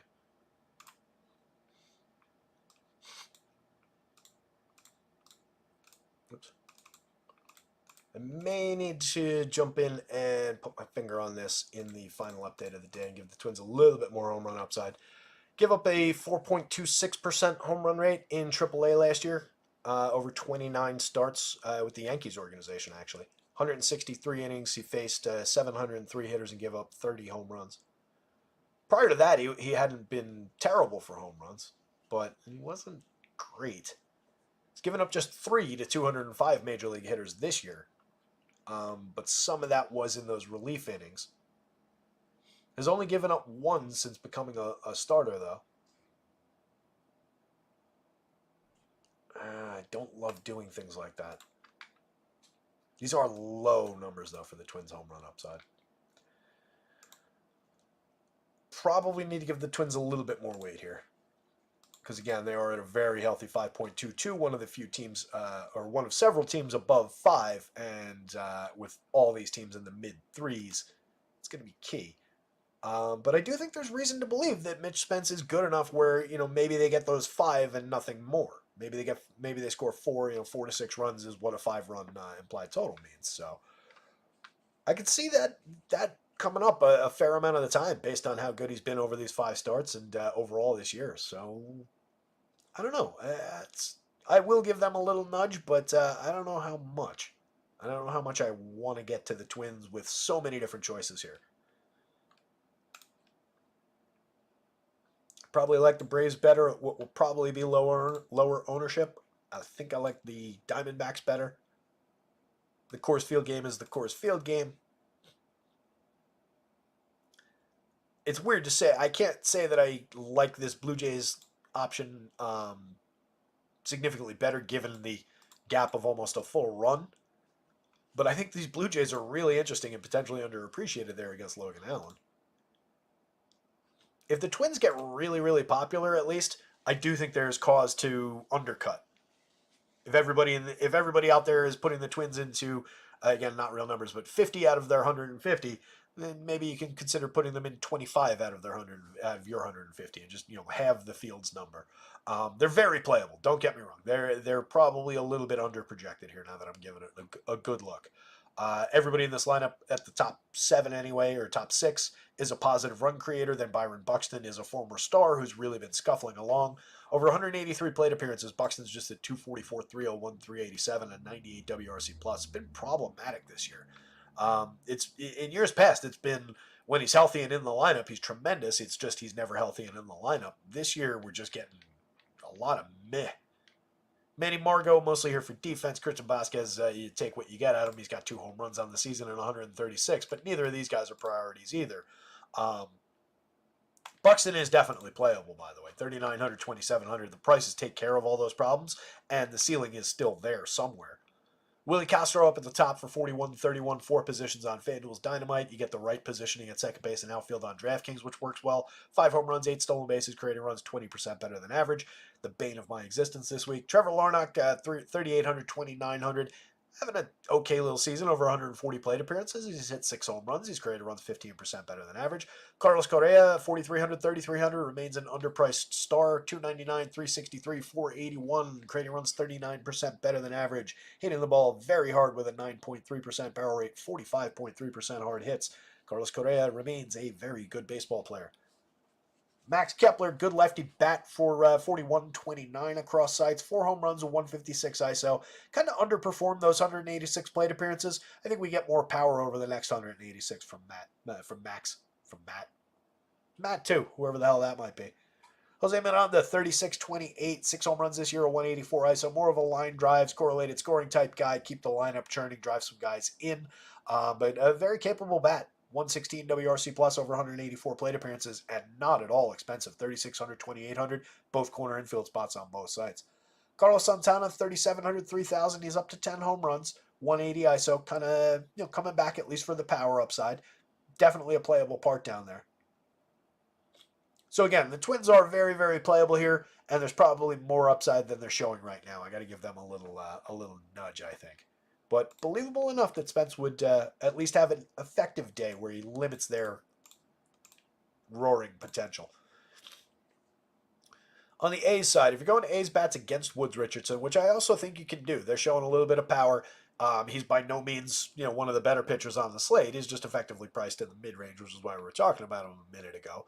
But Brent Rooker's probably the top priority bat in this lineup. 13 home runs for him on the season, a 254 ISO, 146 WRC+. A lot of the offense starts and stops with Rooker. He's got a tremendous premium contact number. He's also a big strikeout target. 34.9% is actually worse than he was doing last season. But he's just looking better, making better decisions in the box, and getting a little bit more contact and pitches in the zone over at least the start of this season. So definitely looking like a good option for 4,400, 3,000. Tons of home run upside, 9.70. Remember, there's only 11 guys on the slate above the magic number today in the home run model. Max Schumann in the top spot, 3,000, 2,400, 3 homers, 4 steals, and 96 WRC+. J.J. Bleday has 9 home runs. Not a bad output for power from the lefty. 4,000, 2,800, still pretty cheap. 202 ISO, 123 WRC+. Over, full sample of 284 plate appearances at this point. He's having a nice season. He does it without barreling the ball or hitting it all that hard. He doesn't strike out much. But the results have been, decent. He's been effective for a $4,000 player anyway. Miguel Andujar, 2 home runs. Pretty solid little slash line over his 71 plate appearances this year. 25% better than average for run creation in that small sample. Tyler Soderstrom has been 28% better than average for run creation. He's hit 4 home runs. Still costs just 2,300, 2,400 across sites. Wish he had that catcher eligibility over here. It would make him really interesting, but you do have a fairly cheap catcher. Langelier's not quite as cheap as some of those other catcher one-offs that we've looked at already, but he's cheap. He's got a monumental premium contact line there, 16.8% barrels, 47.7% hard hits. He's turned that into 12 home runs and a 233 ISO, and everything else about him is just not that good. But he's definitely capable of driving the ball, of hitting home runs for you. 8.06 to sit second on this team for home run potential. J.D. Davis has some home run potential, just 4.61 in the model. He's only got 4 on the season, and he's really underperformed his slash line, 87 WRC+, but he is still making a lot of good contact. 7.9% barrels is down from expectations for barrels, but 46.1% hard hits. Hard hits are right in line with where we want them. So Davis, not overly skippable if you're building a bunch of A stacks. You definitely want to include him. He's very cheap. Seth Brown for 28, 23, 5 home runs and 4 steals, but a really weak slash line, 68 WRC+. There is a good hitter here and a good multi-category fantasy contributor. He's just been really lost so far this year. Same thing with Zach Geloff. 190, 245, 317, 65 WRC+, 5 homers, 7 steals. The counting stats are all right. Both of these guys are better players than this. Kind of a 4 corners game. I think you can play Woods Richardson against the A's. I think you can play the A's right back against Woods Richardson. I think you can play Mitch Spence against the Twins. You can definitely play the Twins right back against Mitch Spence. If I had to rank it, it's probably Twins. Pitching value from either guy, they're basically tied. And then A's bats below that. But I think all 4 corners of this one are at least playable. Whoops. Can't skip the Tigers.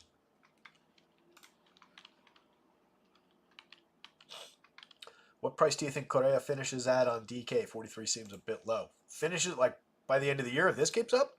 Mid-5s. Maybe not quite mid-5, but like 52. 43 is definitely low. I don't remember what he was priced at last year. Like, FanDuel's already kind of caught up at 33, but this should probably be like 35, which would be like 52 over here. This is a lower price than this.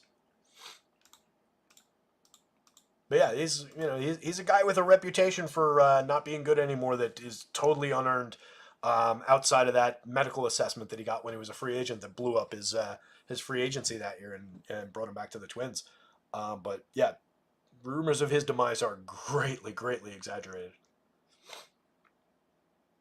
Speaking of greatly exaggerated, actually, I can't even say that. Tariq Skubal's just excellent. I was going to try and tie that together, but it didn't really land. 1.92 ERA, a 2.59 xFIP. I don't think you can exaggerate enough, let's put it that way, how good Tariq Skubal has been this year.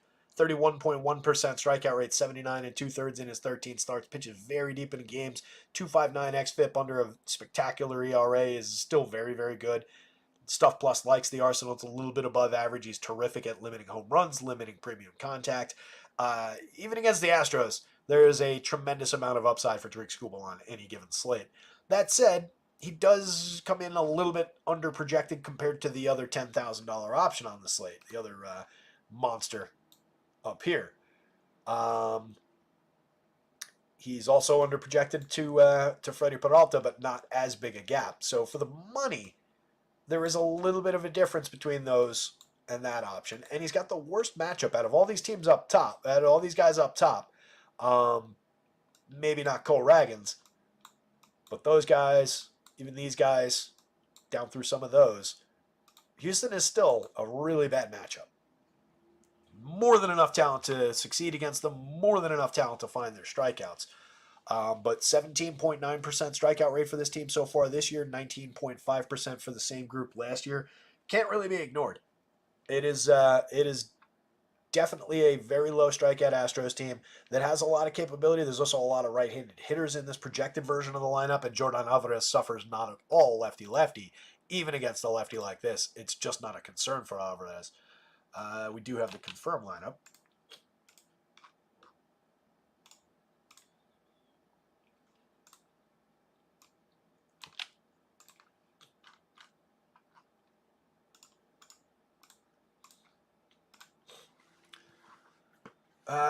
Yep, 17% strikeout rate for these guys, 19.2% last year for this group. Looks pretty similar to what was in there and they're projected. Again, it's not a major threat to Tariq Skubal, but it is a challenging matchup. He's just going to have to be sharp today. He's going to have his form. But he could have come in higher priced on both sites. He's certainly earned a higher salary than this, even than this high salary. So you get a little bit of a matchup discount there.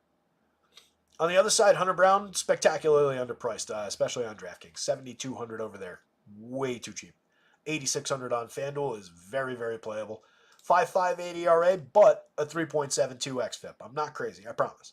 24.6% strikeout rate is good. It's not great, but it's good. It's effective. 10.7% walks is way too high. So is a 1.52 whip. So is that home run number. But that home run number comes on just a 7.6 degree average launch, 5.2% barrels, and that kind of hard hit and exit velo. So, yeah, this is not great, but it doesn't really jibe with this. So there's a few bad luck home runs in there that really skew that number. 3 games this year with 2 home runs allowed. Had an earned run high of 9. That came in 2/3 of an inning against Kansas City, and a total disaster back in his 3rd start of the year on April 11th. I'm sure some of us remember that one.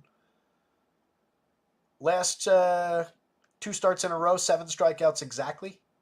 One against the Angels, shut them out over 6 innings, 2-hitter. Did walk 4 in that one, but was very good overall. 3 earned runs allowed on 5 hits over 6 to the Twins. Struck out 7 in that game. Did give up 2 home runs in that game. But just 3 earned on 5 hits. Booked the quality start, not the win. 9 strikeouts, 1 earned run allowed on 4 hits over 6 to Seattle. Shocking. 3 strikeouts, 3 walks, a home run, but just 2 earned on 2 hits over 6 to the Angels.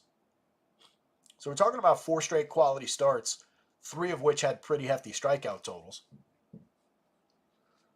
Had 1 bumpy game against the Brewers on May 17th.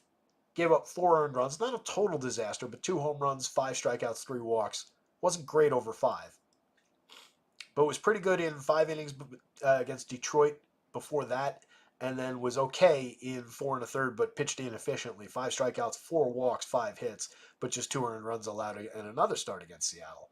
But that's the run since the beginning of May.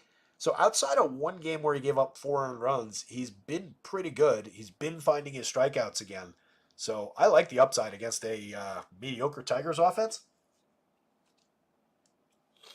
And one with plenty of strikeouts in it. Could definitely be a nice day for Hunter Brown. I wish he was a little bit cheaper on FanDuel. You're still getting that really big discount for the beginning of the season struggles on DraftKings. This price is way, way off. This price is still cheap. I'm just being greedy by saying I wish that he was a little bit cheaper, but that's, if he was here, my God. But that is a effectively fair price. I like him, as much or more than these guys. Probably going to be my pitcher today if I go with just one lineup. Because I like it. I think he's, shares a reasonably close upside. Not Chris Sale striking out, 14 Rays kind of upside. But he shares upside with most of these guys, maybe even these 2 guys, given their matchups. And he's just at such a different price, where I'm still getting a high-end pitcher in a high-end matchup, but I'm not paying an absolute premium for him. That's where I'm saying, though, like 500 difference between him and Bradish. There is an appreciable talent difference there and current form difference.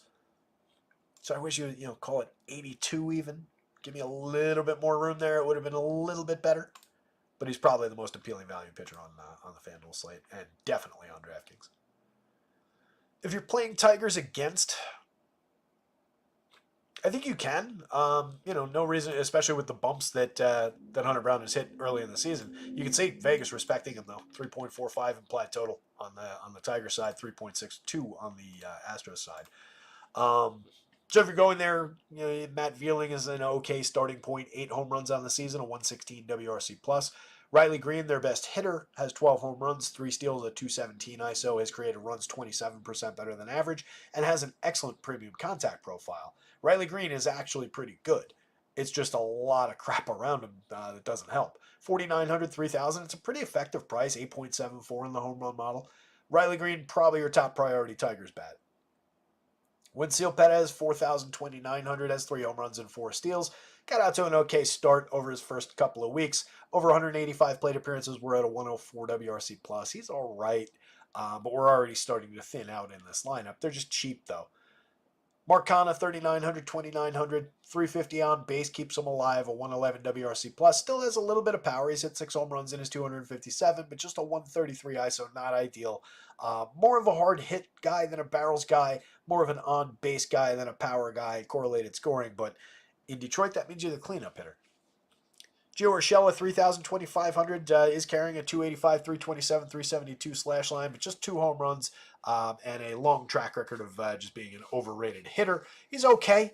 He's a mix and match guy, though, at best, and first and third base is not where I want to be mixing and matching my Gio Urshela shares. Colt Keith for 26, 24 is very cheap, but he's also dramatically underperformed who he was supposed to be so far. 215, 267, 277, 56 WRC plus, 2 homers, 3 steals. Not ideal output from Colt Keith. He's playable in the middle infield if you're going to this team, but he's in no way a reason to go to this team or even a high priority. Justin Henry Malloy, 2,300 across sites, has third base eligibility in addition to the outfield on FanDuel. Does have a 149 WRC plus over his 30 plate appearances, 2 home runs already. Hit a big home run in his debut. I think it was the first pitch he saw. Am I remembering that correctly, or was it just in his debut? I remember watching the clip, and they showed his parents were there and everything. It was a nice little moment. Jake Rogers, 29, 26, 5 home runs. That's really all you get out of Jake Rogers is some power upside. Ryan Kreidler at the bottom of the lineup for the dead minimum, 3 positions on FanDuel. Look, that's at least a little bit interesting, given that it's 3 positions, but I don't think going to the 9 hitter on the Tigers is a really good idea, even for the minimum. He's 26. He's made 109 plate appearances in the show, and he's a 175, 234, 216 hitter with a 28 WRC plus. He has hit 1 home run. Pretty skippable down bottom of the lineup. If you choose to draw Astros against Tariq Skubal, your first man in is still Jordan Alvarez. Even with the lefty on the mound, like I said, it just doesn't matter. He's their best hitter. He's the best hitter in baseball, lefty-lefty. No issues with it at all. Jose Altuve, 5,400, 3,600 for the little right-handed hitter. 10 home runs, 9 steals, a 149 ISO, 126 WRC plus. Doing his thing out there. Bregman's pulled it together a little bit. Numbers are starting to look more Alex Bregman-y. 9 home runs, 161 ISO, still has a ways to go there. And in the slash line, but we're up to a 102 WRC plus. He's not completely dead. He's still very cheap at third base in the top of the lineup. So he's still a priority if you're stacking this team. It's those 3 guys, and then you're mix and matching your way through these guys. Jeremy Pena's been effective, 4,100, 2,900 at shortstop. But that said, you're blocking off a lot of higher-end shortstops. He's been good, but not great, especially for DFS output. 5 home runs, 9 steals, just a 102 ISO, just a 106 WRC+. Those are good numbers. They're fine. His slash line is certainly fine. But he's miscast, I think, as a cleanup hitter here, and he's a lower priority DFS shortstop, but highly, highly playable if you do stack this team. Jainer Diaz for 41.29. I probably like that option a little bit better if I'm stacking here and I want a 4th and 5th guy. If I want 5, just a straight line through there is probably the easiest approach. But if I have to decide between these 2 and then grab one of these guys, I'm probably grabbing the catcher more often on DraftKings for 41. For one thing, he's got a 48.9% hard hit rate on the season. Why is Jeremy Pena's numbers not coming up? Oh, I probably didn't do the...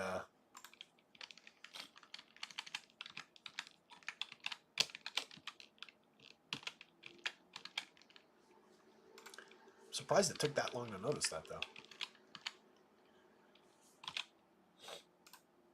There we go. I think he's got a tilde on his name there, and So yeah, I would take the 48.9% hard hit rate that Diaz has. He's hit 7 home runs, got a 151 ISO. Pretty effective catcher bat. Hitting 5th in the lineup, not a bad spot. So I like that option if I'm stacking this team a little bit more than the shortstop. And then you're just mixing and matching your way through Dubon. Jake Myers, Caratini is a second catcher option who does have a little bit of power potential from the late part of the lineup for just 29. And then Chas McCormick, who I like a lot, but has really scuffled over 116 plate appearances this year. McCormick could be a little bit sneaky. If I was building, I would certainly consider a 1, 2, 3, 4, and then wrap McCormick around as my 5th man. I don't think that's all that bad. But there's nothing wrong with getting either Dubon or Jake Myers in the outfield for similar prices. A little bit cheaper, actually. Both of those guys have outperformed McCormick so far this year pretty dramatically. But the Astros are a really low-end stack today anyway, so it doesn't really matter.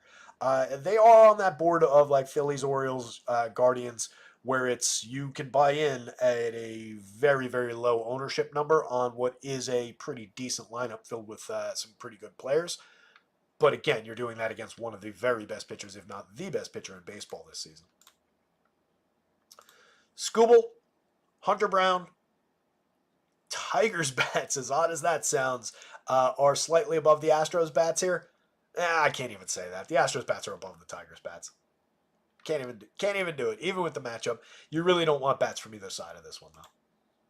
Tigers bats have the much better matchup facing Hunter Brown, but given the man for man of it, I can't say they're above the Astros. Coors Field, we're not talking about either of these pitchers. They're just targets for bats. There's no reason in the world to play either of these pitchers on this slate. Let's see if we have these lineups.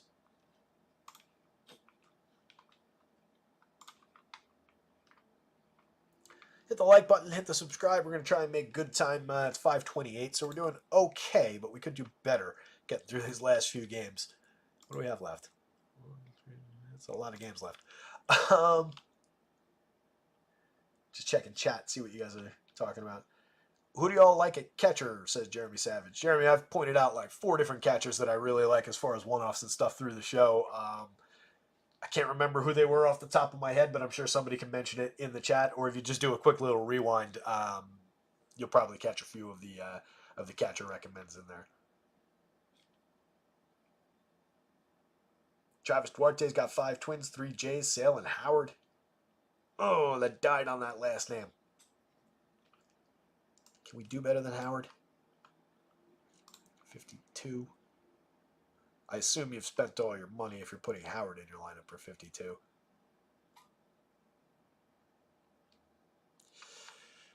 That's the dicey part. It's at least a good target on the other side. He doesn't need to do much for you to pay that off. We'll get to that one. But I like the sound of that lineup all the way up until I read the name Howard. Jeremy Savage, yeah, I'll rewind, multitasking. Yeah, if I remembered a single one of who those catchers were without having to go back to every game on the way, I would definitely tell you. Literally can't remember outside of like the obvious, superstar type catchers up at the top of lineups. But just go back and look at for teams with catchers hitting like, 5-6 in that kind of a territory. It was some of those guys, and look for the cheap prices as you go through the show, and you'll find them. Jacob Stallings should be on that list. I was just talking about Jainer Diaz before, but that's not really one of them because of that matchup. All right, so looking at the Pirates bats, they're the top-ranked team on the stacks board. They're drawing monster projections in a matchup against Ryan Feltner, who has a 5.74 ERA, who is very gettable for frequent contact, if not like premium, ultra-premium type contact.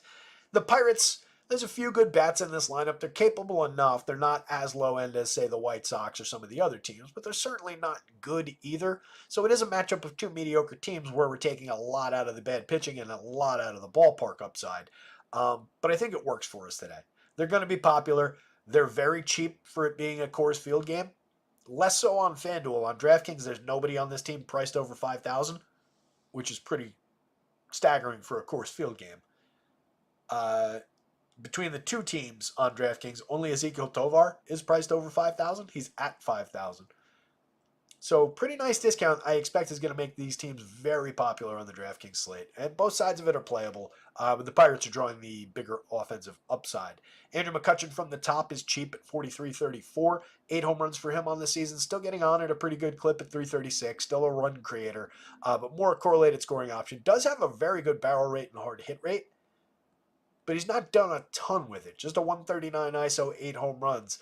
That kind of flies in the face of a 13.8% barrel rate, 41.4% hard hits.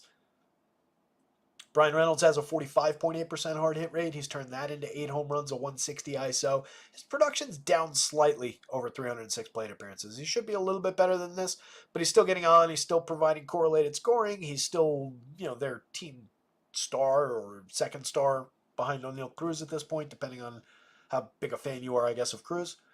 Connor Joe, 4,600, 3,500, first in outfield on both sides, 7 home runs, capable enough. Definitely a guy who can drive the ball a little bit. Last year, 8.2% barrels, 41.5% hard hits. This year, both numbers down a little, but holding down a 255, 331, 426 triple slash, a 171 ISO has been pretty decent over his 242 plate appearances. O'Neill Cruz for 4,900 is very cheap for it being a Coors Field game. I know there are struggles there. I get that the average and the on base aren't exactly where we want them. I get that 9 home runs is maybe not the home run total that we would want after 253. Maybe 12 or 15 is what you're looking for out of this player. 5 stolen bases is maybe not exactly what you expected out of him. A 104 WRC plus is pretty good though. It's 4% better than average. 184 ISO, probably not exactly where it should be, given the ridiculous premium contact numbers.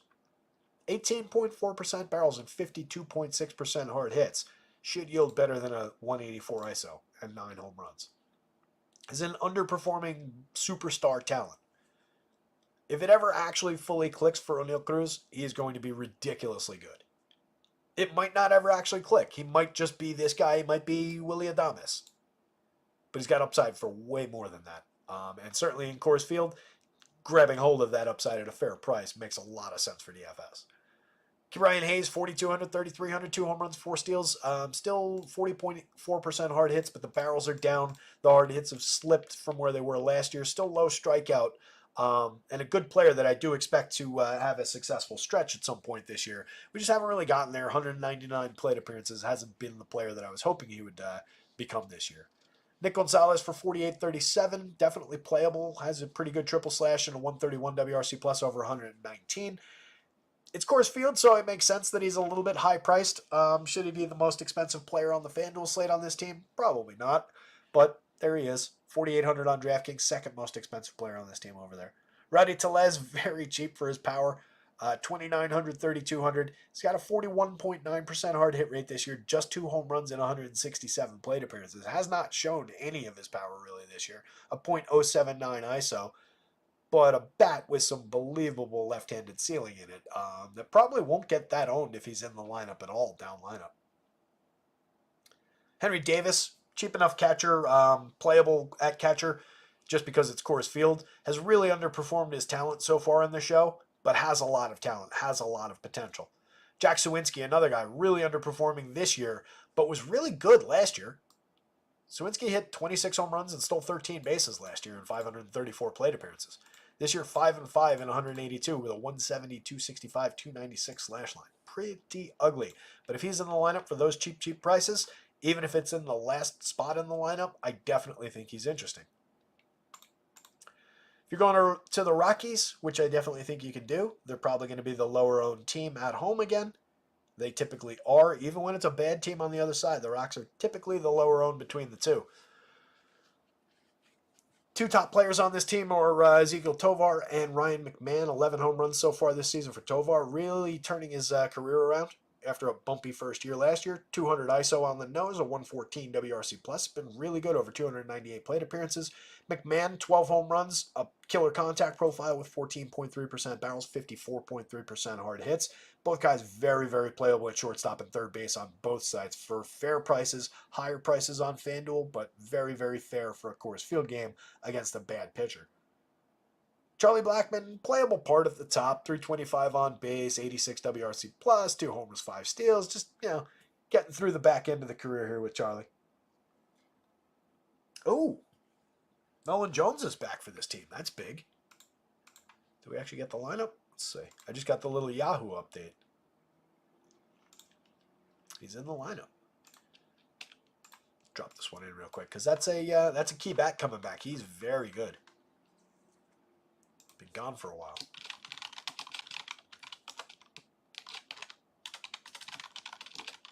This is a different lineup than we were about to talk about.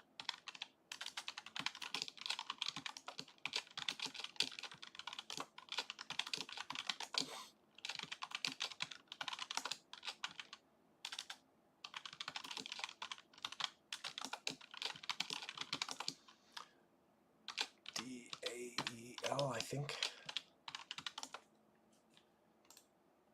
Yes, ADAEL Amador. All right. This is a very different lineup than the one we just had up on the screen. Charlie Blackmon is still at the top. Ezekiel Tovar is still batting third. Ryan McMahon is still hitting cleanup. But Brenton Doyle in the 2 spot for 4,400, 3,600. Definitely underpriced on DraftKings. 5 home runs, 18 stolen bases. His creator runs just 4% below average. He doesn't have a great ISO. Doesn't have he's got an okay triple slash. 265, 337 on the front end of it. Doesn't crush the ball, but capable of hitting some homers. Definitely capable of getting on, correlating, stealing some bases, padding his stats there. In a Coors Field game, that is a dynamite price. You can see where he is on FanDuel at 36.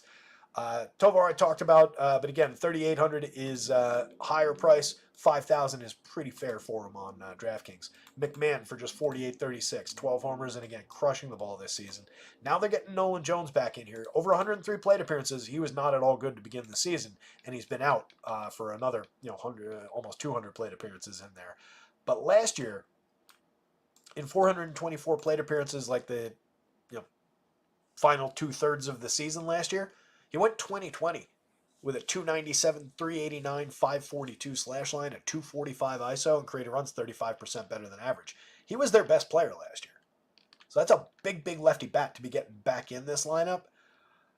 I hope if you're going to this team, and it's probably not going to be the case, my wild hope would be that somehow everybody forgets how good Nolan Jones is based on the struggles over 103 plate appearances and kind of skips him in these stacks, or not skips him, but doesn't have him as much as he should be, because that is probably my favorite player in this lineup now. That's really interesting to get him back. I might have to consider the Rockies. Didn't want to go there, but now that I can go like, hell, even if you just straight line those 4, it's not bad. But you guys know I like Michael Talia down here, and Adil Amador is also a very high-end prospect for this team. So this is an interesting lineup. Continuing down it, though, Jacob Stallings, like I said, he could be on that list of playable catchers considering the Coors Field of it all. Not a terrible spot hitting 6th in this lineup. He's got a little bit of believable upside for power. 3 home runs on the season in 109 plate appearances, 9.3% barrels, 42.7% hard hits. He's got a 158 ISO with a 121 WRC+, but a pretty killer slash line at 295, 370, 453 in a small sample. Talia's got a lot of power, 11.4% barrels, 47.7% hard hits. He's hit 4 home runs in 75 plate appearances. Just ignore everything else. Just consider the power.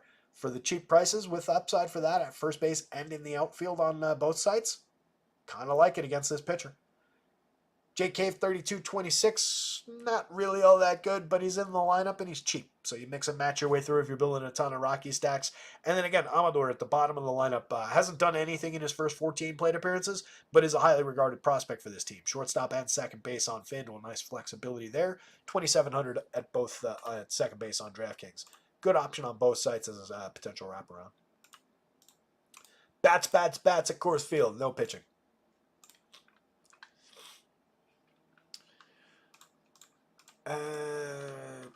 We've got the Diamondbacks. We don't have the White Sox.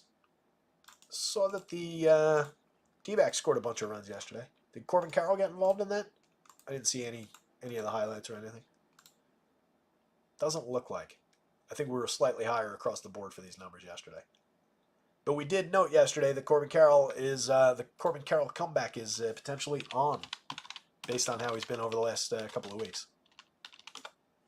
Since the start of June, Corbin Carroll's actually been pretty good. Let's see, last night.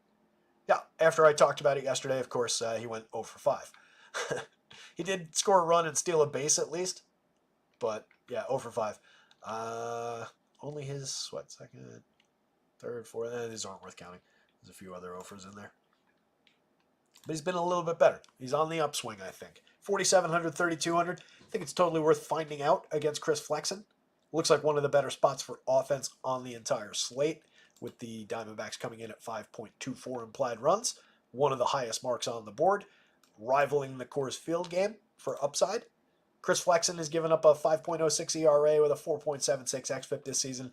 He is the worst pitcher, I think, out of all qualified pitchers by Stuff Plus, at least the lowest one consistently all season when he's popped up that I remember talking about.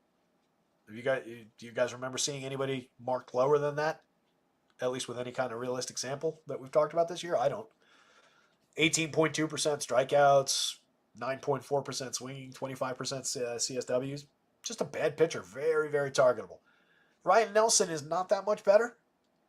5.96 ERA, a 4.78 xFIP, just a 14% swinging strikeout rate out of him on 8% swinging, 22.9% CSW.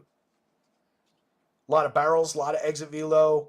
Hasn't resulted in too many home runs. It's a manageable 12.3 degree average launch angle.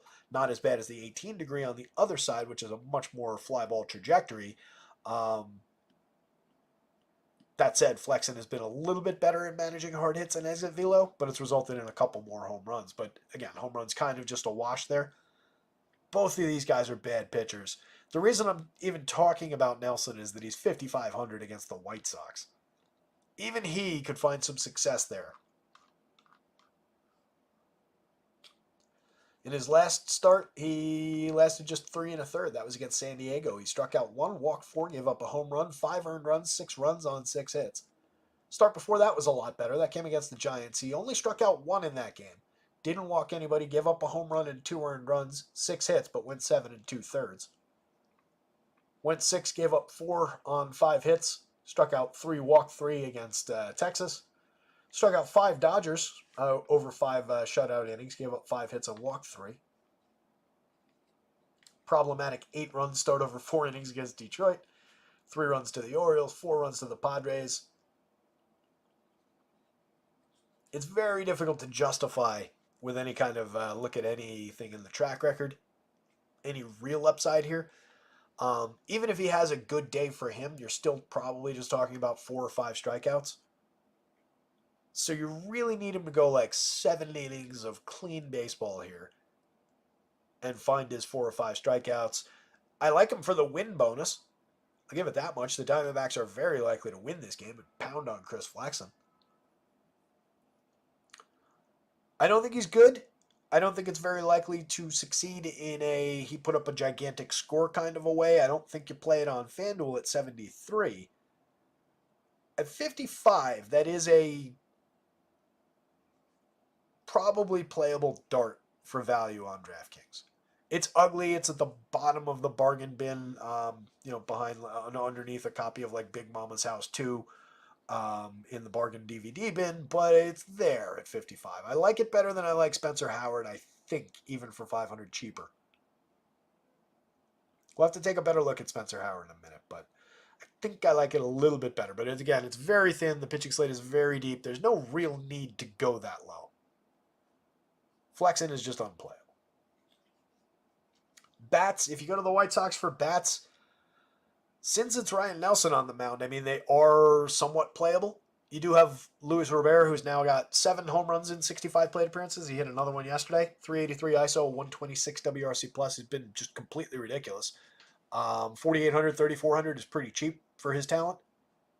Tommy Pham back at the projected lineup up top, 4,429 for him, 283, 31, 402 with 3 home runs and 3 steals. Pretty good player over 142 plate appearances and throughout his career.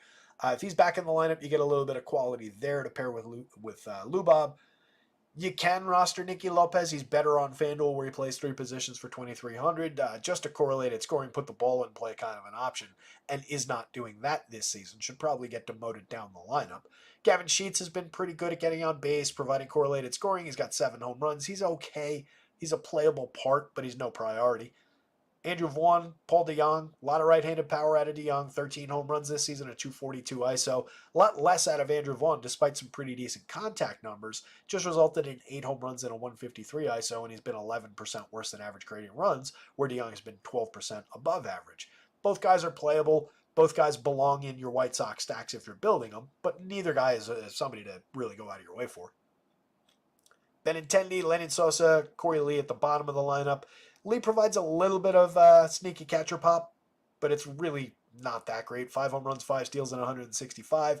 Only a 7.3% barrel rate, 36.4% hard hits. He's no Kyle Higashioka, who I just remembered is one of the catchers we talked about earlier, although he is hitting 9th. So it's really top 6 for the White Sox, and it's really 1, 3, 4, 5, 6. You don't need to play Nicky Lopez in any slate. And more often than not, yeah, maybe the White Sox get to Ryan Nelson here, but it's probably only for like 4 or 5 runs. Even against him, they're probably not going to blow up. So remains a pretty bad spot. Even they're a little bit better than they normally would be, but it's still a pretty bad spot overall. Maybe some Lou Bob one-offs. Diamondbacks look a lot better than that. I would play Corbin Carroll off the top, 47.32. Ketel Marte for 5,037. FanDuel price is high. The DraftKings price is very, very manageable. He's got 14 home runs at 229 ISO. He's having a tremendous season, over 301 plate appearances. And this is honestly low for that output. He should be like 55-ish. I could definitely see a higher price for Ketel Marte. Jock Peterson for 44 is a nice little discount. Pairing these 3 discounts together is not bad. 4,400 there, 3,100 on FanDuel. He's slashing 286, 384, 503, 217 ISO. Creator runs 53% better than average so far. 8 home runs on the season, making tremendous contact. Jock Peterson's a very good lefty bat against bad righties, and this is a bad righty. 8.06 in the home run model for him. Christian Walker leading the team at 9.51. You get 9.02 out of Ketel Marte, so a nice little run of power there. Walker has 15 home runs on the season with a 223 ISO. Creating runs 32% better than average. Lourdes Gurriel has 9. He's also got power upside and better slash line number upside going forward as well. Randall Grichuk also hits for righty power, 46% hard hits, 8% barrels in 110 plate appearances this year. 2 home runs, very solid slash line, creating runs 37% better than average. Junior Suarez, at least the memory of good righty power. Not doing it at all this year in terms of the premium contact, not doing it in terms of output or ISO. The triple slash is terrible. Sub Mendoza in the average department. He's never been a good average hitter, but at least he used to hit 30 home runs every year. Now it's been really problematic. Tucker Barnhart, another player with a little bit of ability to put bat on ball, but so far this year it's been pretty weak. 71 plate appearances, 140, 290, 175 in for Gabriel Moreno today. Geraldo Perdomo at the bottom of the lineup. There's a little bit of quality there. Over 35 plate appearances. He's gotten involved a few times. No counting stats yet, but he's capable of putting some counting stats on the board. 6 home runs, 16 stolen bases, and 495 last year. Had a 99 WRC+. A capable enough wraparound, but your priorities are probably like those 6. And then these guys are more mix and matchy.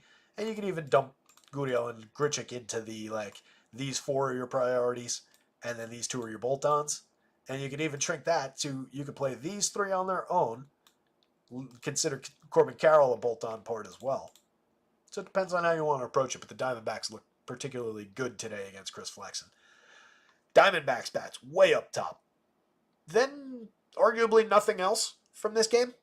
But I do think you could probably throw a couple darts at the Ryan Nelson pitching price. It's not even value because he's not good. It's just a price. It's just filling that square for a price, which is the same argument to be made for Spencer Howard. And then White Sox, just because it's a bad pitcher, but it's few and far between that even that's going to work out. Texas, Seattle. I threatened to talk about Andrew Heaney in glowing terms at the top of the show, and I think we're going to have to do it. We do have the Mariners lineup, which is helpful. So Heaney is, not trustworthy, but he's certainly got his upside days. He's been better in years past for those upside days. but he's more than capable of getting through this Mariners lineup. And he's more than capable of actually having a pretty decent DFS day for what they want for him today. Crawford Haniger up to the second spot in the lineup. Dylan Moore moves down. Julio, Garver, Raleigh, Moore, Locklear, Robles, and Bliss. All right. So,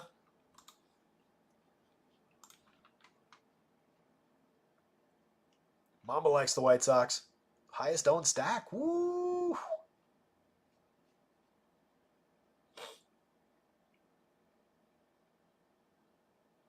Larry C says, last night was funny. Adam had a stream for a new site. Guy in chat was doing victory laps, had Boston stacked. Boston not in optimal. Arizona stacks were all in the top 20.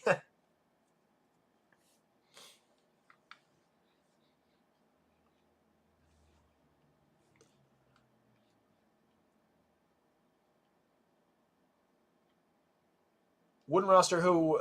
Him at all, ever, all season. Who? Mamba. Curious. Carroll? Is that what you're saying? Curious to see what you're talking about, Mom. Nothing wrong with some disagreement. This is just a dialogue, guys. As I've always said. I just happen to be the one with the camera and the microphone doing all the talking. Carroll. Okay. He's been, I mean, you've been absolutely right all season long. He's been terrible this season, but if you were making that argument last year, probably not. So it just depends. But yeah, I'm with you that he's been terrible this season. The numbers will, when I pull it up in a second, be diminished a little bit from even what we saw yesterday. But again, just to put the fine point on it, since the start of June, now we're at 273, 373, 364, 117 WRC plus since the start of June, and that's 2 weeks now. It's a very, very small sample, but at least there's been signs of life in terms of getting on base, creating runs, things that he wasn't even doing that at the beginning of the season. So maybe some signs of life, but certainly he's not going to be in the MVP conversation this year, right? Like it was last year. So big drop off from Corbin Carroll, and might not be as good as he was last year. Something wrong with him. No pull or follow through on his swing. I have to say, I haven't watched a ton of Diamondbacks this year, so I haven't seen him a lot. But that's interesting. That's curious. Be something at the end of the season, Larry say, yeah, that could be. Like pops in and just goes for a quick procedure to get something tweaked. There were people though when he started out slow, and I don't remember what the context. I remember the context. He started slow. I don't remember the talking points. I'll have to go back and see if I can find the article. But there were a couple people who wrote about I was telling you this guy wasn't as good as deserving of a first round fantasy pick like he was universally across every season long league this year. So maybe it was people just doing victory laps on their fade Corbin Carroll calls more than anything. But I would have to go back and look at what those arguments were based on. Anyway, let's talk Heaney. 21.7% strikeouts this year, 5.6% walks. He's been non-tragic. He does give up his home runs from time to time. That's always been his hiccup. 4.06 ERA with a 4.12 xFIP is not all that bad. He's given up a lot of exit velo, a lot of hard hits, big launch angle, fair amount of barrels. It's resulted in 3.37% home runs. You're going to get dinged by home runs if you roster Andrew Heaney in a lot of cases. What we're looking for is this upside, the 12.4% swinging strikes kind of tells me that this is a little bit low, right? Last year, he was at 23.6% strikeouts on an 11.1% swinging strike rate and a very similar and lower CSW. So, and fewer walks. So there's just some instances of not putting hitters away in this number. But he's got more upside based on the way he's throwing strikes this year. And then if you look back 2 years, obviously in 14 starts, 72 and 2/3 in 2022, he was just utterly spectacular that year. 3.10 ERA, 2.83 xFIP, and a 35.5% strikeout rate on 16.8% swing and 32.5% CSW. If any version of that guy shows up tonight against this heavy heavy strikeout Mariners team that's just fed good start after good start to worse pitchers than this all season. They've been the team that every single time I'm like, I had a good start against the Mariners. This is the team. So if you're going to play Heaney at all season, I do think this is one of the better spots you're going to find yourself in. He'll face this team a few times through the year, but it seems like a pretty tremendous opportunity for him. Has he faced him yet this year? Not that it's at all predictive or something you should even care about. He struck out 7, but he gave up 2 home runs. That's such an Andrew Heaney game. I could have just guessed it. 6 innings, 2 home runs, 4 earned on 5 hits, but struck out 7 over the 6 innings. They lost that game, and he did not get the quality start there. So that's your downside. There's nothing predictive about that. There's nothing that says that's what's going to happen today or anything like that. I just was curious if he'd faced them so far this year. You've got a lot of good and a lot of bad in the track record with Andrew Heaney. So know what you're doing. If you're taking the risk, it's certainly a better play across 150 lineups than it is for one lineup. But if you're not averse to risk taking, he's very cheap for a potentially pretty high ceiling.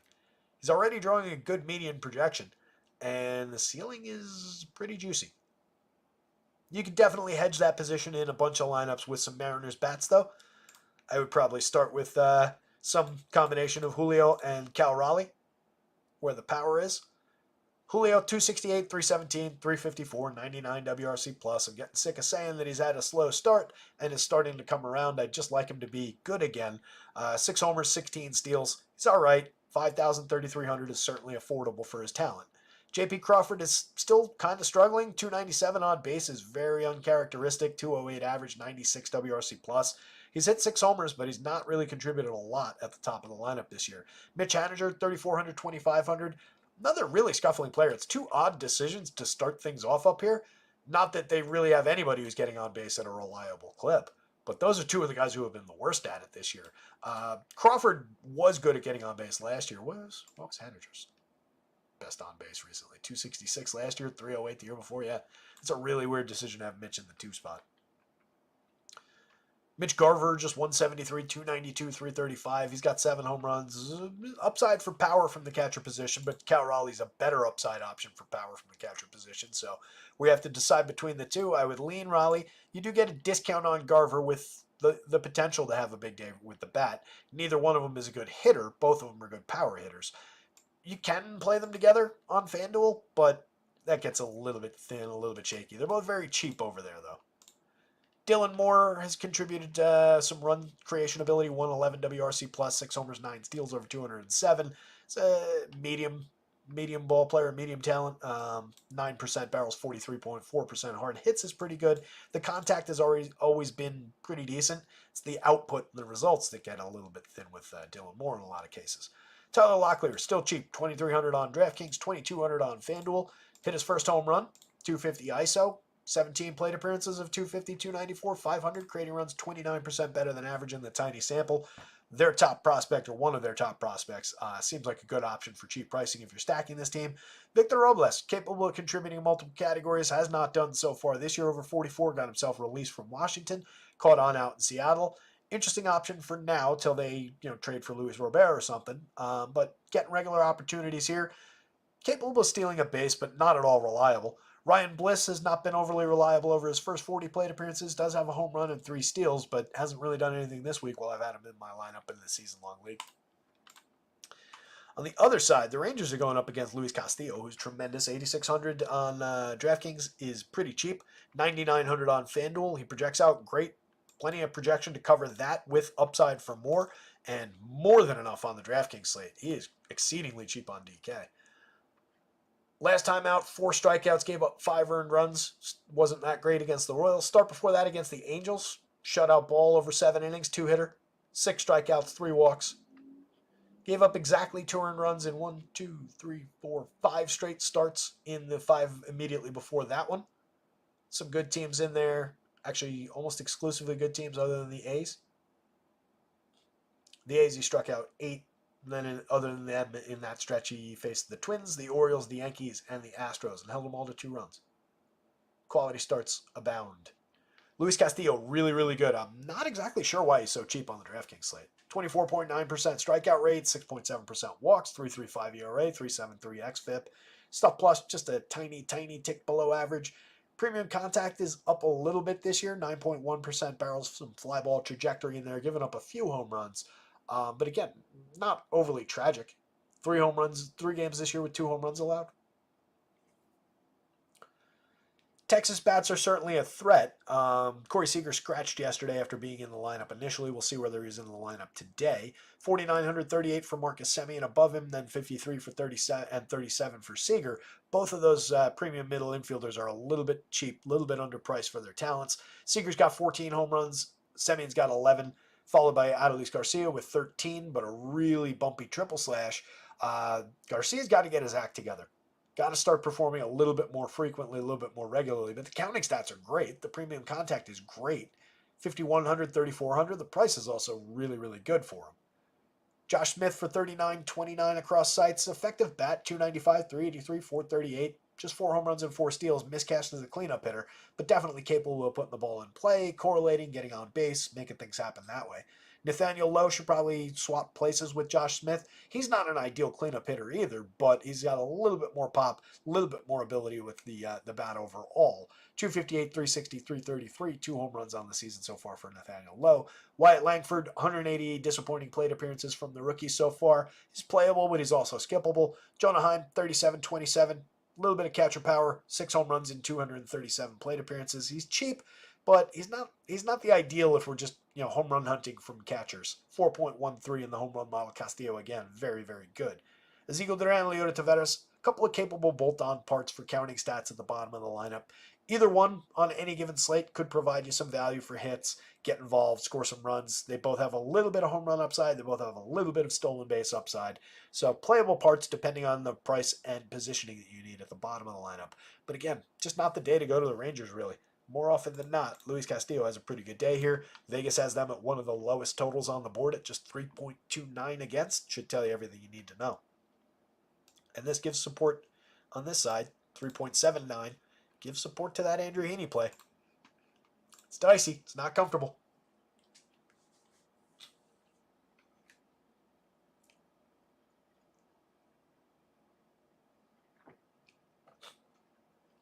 Oh, nice job, Larry. Larry was getting crushed last night, went to bed, woke up in 14th and 18th place, so he was happy. Good stuff. All right, so Luis Castillo, top of the board, easily top of the board, followed by Andrew Heaney. And then either team is just going to kind of dart throw type. I would hedge with some Mariners if I took a big Heaney position. I think the Mariners were probably the more playable of the two teams in just an individual, not considering pitcher shares kind of a sense. They haven't been good at all, but that's the better side of the matchup. And then Texas kind of falls into that bucket of this is a good team filled with good players that's going to be very low owned. But again, like those other teams, low owned for a reason. And out of all of the teams we've talked about in that sense, they're probably the lowest performing group so far this year. My 2-year-old, Mama says, my 2-year-old just told me to play the Guardians because she wants a new bike. Get her a new bike for your birthday. Come on. What does a kid's bike cost these days? For a 2-year-old, I can't imagine they're that expensive, right? You're talking about a Toys R Us bike, right?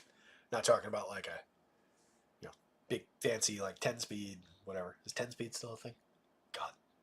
Took me back to 1987 all of a sudden. Cole Ragans is tremendous. He's facing the Dodgers, which sucks, but more than enough talent to get through this team. I think you're getting a little bit of a matchup discount at 9,400, 9,200 against a lot of other teams in baseball. This is a $10,000 pitcher on both sides. 3.08 ERA at 2.99 xFIP. Glowing numbers there. 14.4% swinging strikes is terrific. 30.2% strikeout rate is tremendous.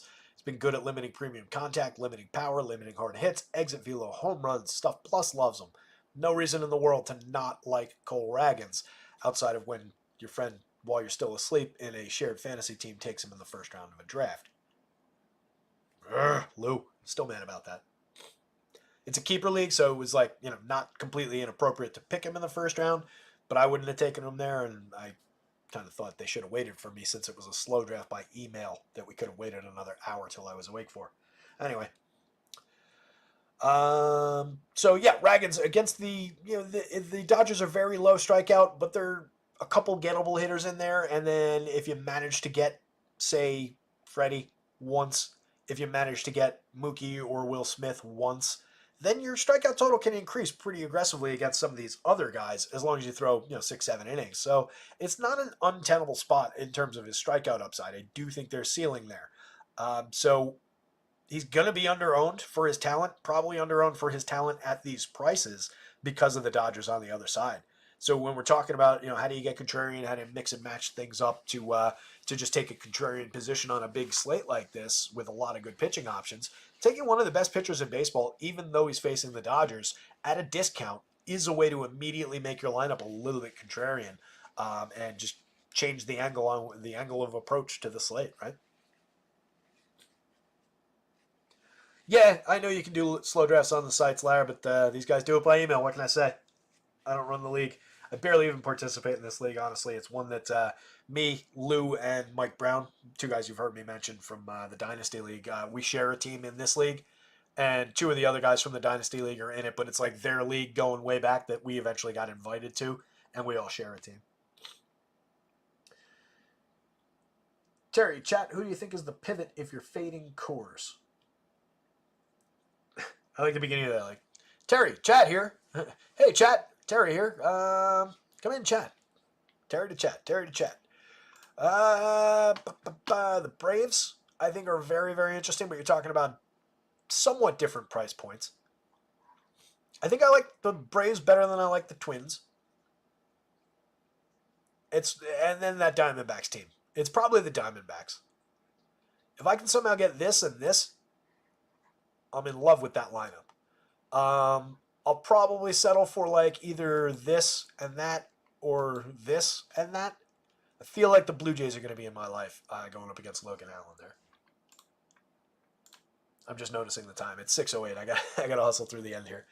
But yeah, it would probably be just, you can kind of just straight line that and make it a little bit obvious by just going to the teams with the high run totals here. The Giants aren't completely off the board in the next game at 4.69. The Brewers are another interesting one in that conversation. They're a little bit diminished, and they're going up against a high strikeout pitcher. But there are warts on Hunter Green in terms of the walks, in terms of the potential for the Brewers to get to him. So that one's not a terrible spot amongst these only a few teams that are in the fours. But it is very like, if you're just playing it that way, it's like, you've got some real haves and have-nots in terms of the run totals with all these teams in the mid-threes. Gavin Stone, 8,400 on both sites. 2.93 ERA with a 3.95 xFIP. Obviously, he's not pitching quite as well under the covers as he is on the surface, but not terrible numbers, not a terrible xFIP. Generating an 11.8% swinging strike rate, but just finding an 18.9% strikeout rate doesn't really compute there. Might be a few more strikeouts on board for him going forward.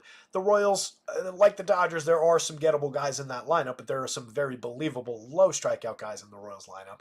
Just doesn't seem like the right spot to be fishing around for Gavin Stone when he projects down here for a price that's higher than like most of the guys above him on the board here. So while I don't think he's unplayable and I don't think he's bad and I don't think it's out of the question that he could win this game and have a decent start, I don't think he has a high enough ceiling, a high enough end start more often than not here where he really matters. So it just seems pretty skippable. 6 strikeouts in each of the last 2. Had a 7 strikeout game, was his season high against the against the Mets. 3 starts back. Against the Yankees, he struck out 6, gave up a homer and 2 earned runs. Pretty good start though. It's just the price. 8,400, just an awkward price fit. He's not going to be popular. I think you can throw the dart a few times if you're just determined to spread out to everybody. You can certainly throw it a few times. There's nothing wrong with it other than the awkward price fit and the probable lack of ceiling compared to all the ceiling in the world up here. Royals bats. Michael Garcia, Bobby Witt, Vinny Pasquantino, Sal Perez are your 4 priorities, and it's really these 3 guys are your top priorities. Bobby Witt, obviously at the top of that list, 11 home runs, 19 stolen bases. He's the guy that you're keeping shortstop open for in a lot of cases when we're talking about not wanting to go to a crappy shortstop like whoever that was. 234 ISO. He's created runs 59% better than average. Vinny, 4,800, 2,900, continues to be too cheap. 7 home runs, a 189 ISO, 105 WRC+, plus, fantastic premium contact, and a very, very low strikeout rate for that kind of contact. Sal Perez, 17.3% strikeouts, also pretty low. Very, very good contact out of Sal. He's got 10 home runs, 297, 375, 480, having a very nice season. Michael Garcia has 5 home runs and 16 steals. Continues to be a weird fit in the leadoff spot, but continues to produce. Beat the Yankees with a base hit, as somebody pointed out the other day. A lot of hard hits, low strikeout, very interesting player overall. Just don't love him in that leadoff spot that they put him in every single day. MJ Melendez, underperforming his premium contact. He's got 7 home runs, a 174 ISO, but a 50 WRC+, plus, an abysmal triple slash. Good premium contact numbers is all that's keeping him alive right now. Nelson Velasquez, 9.7% barrels, 8 home runs. Similar output, though, in terms of the slash line, the run creation marks. Both of those guys are very, very up and down. Drew Waters, 5 plate appearances so far on the season, a mix and match part at the bottom. Nick Lofton, Kyle Isbell, nothing more than mix and match parts in their respective spots in the lineup. 4 home runs, 4 steals for Isbell. Pretty empty 85 plate appearances for Lofton so far. If you go to the Dodgers, you know who you're going to. It's these top 5 really are all stars, superstars and stars. And then everybody down here is just kind of mix and matchy. Andy Pajes is probably my favorite option down lineup.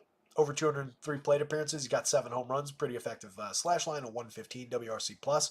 Miguel Rojas is playable. He fits into a bunch of different positions for a fair price. He's got a decent slash line so far. 2 home runs, 3 steals, a 112 WRC+. plus. Enrique Hernandez is having the worst season that I ever remember him having, over 155 plate appearances. Fits into 4 positions for just 2,200 on FanDuel, with at least the memory of some ability, with a 44.5% hard hit rate over 155, and we need something real to hang on to. But he's been bad this season. It's been a little bit challenging. 2,800 at third base only. I really don't like it on DraftKings. 2,300 outfield only for Chris Taylor. He's kind of just another outfielder over there. He's also having a terrible season, over 103 plate appearances. Very limited samples for both those guys. If you'd given them 307 plate appearances, would they be better? Very probably. Both of those guys would be improved by more opportunities. But it's been rough. They're very cheap. They're easy to get to, but better options where they're flexible on FanDuel. Mookie's got 10 home runs, a 163 WRC+. Shohei Ohtani is Shohei Ohtani. Freddie Freeman is having a great season out of anything other than Freddie Freeman standards. Will Smith, one of the best catcher options in the entire sport. 208 ISO, 10 home runs for him. Teoscar's got 17 home runs to tie Ohtani for the team lead. He's got a 252 ISO. He's basically begging them for an extension. Says he loves Los Angeles, wants to end his career with the Dodgers now. Having a tremendous, tremendous year.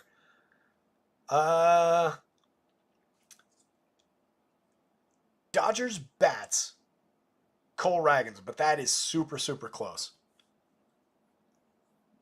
Considering where Ragans is going to be owned, I might flip that.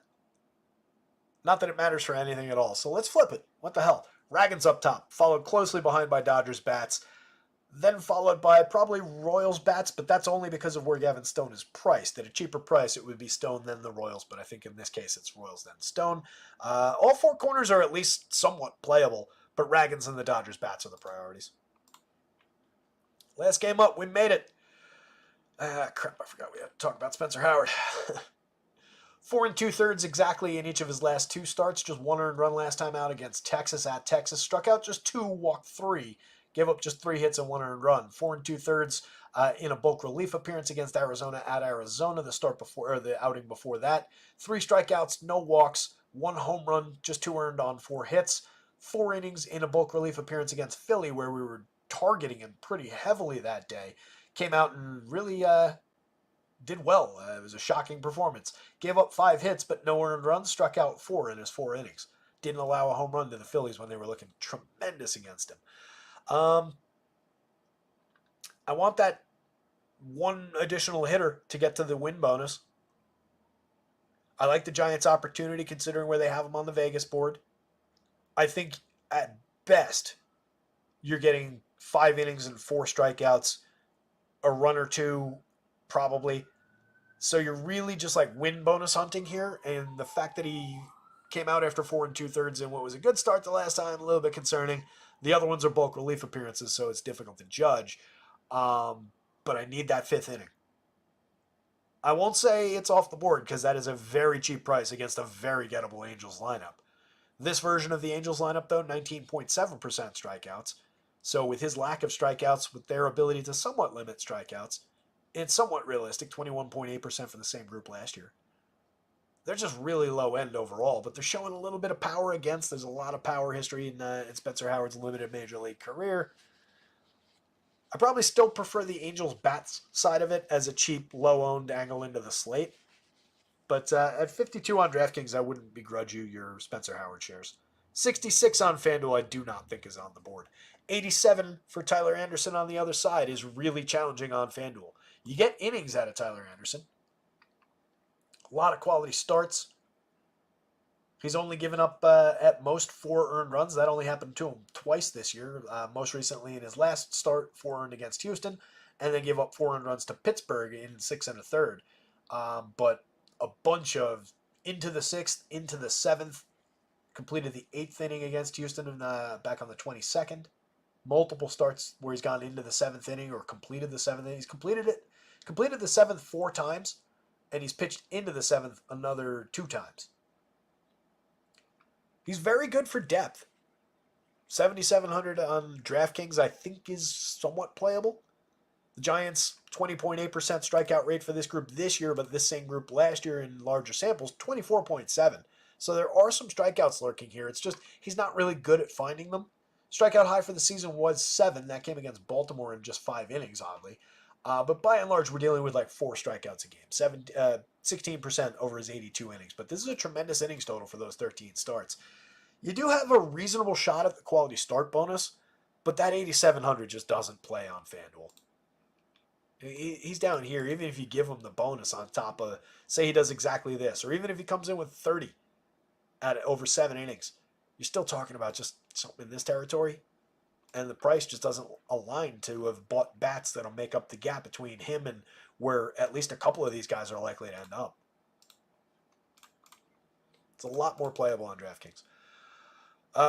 Going to Angels bats to start against Spencer Howard. Nolan Schanuel, playable enough off the top. He's got 7 home runs from the left side. Really disappointing in the average on base department. Not really creating runs. 78 WRC plus isn't any good at all. But he's showing an 8.25 in the home run model, despite kind of a lack of premium contact.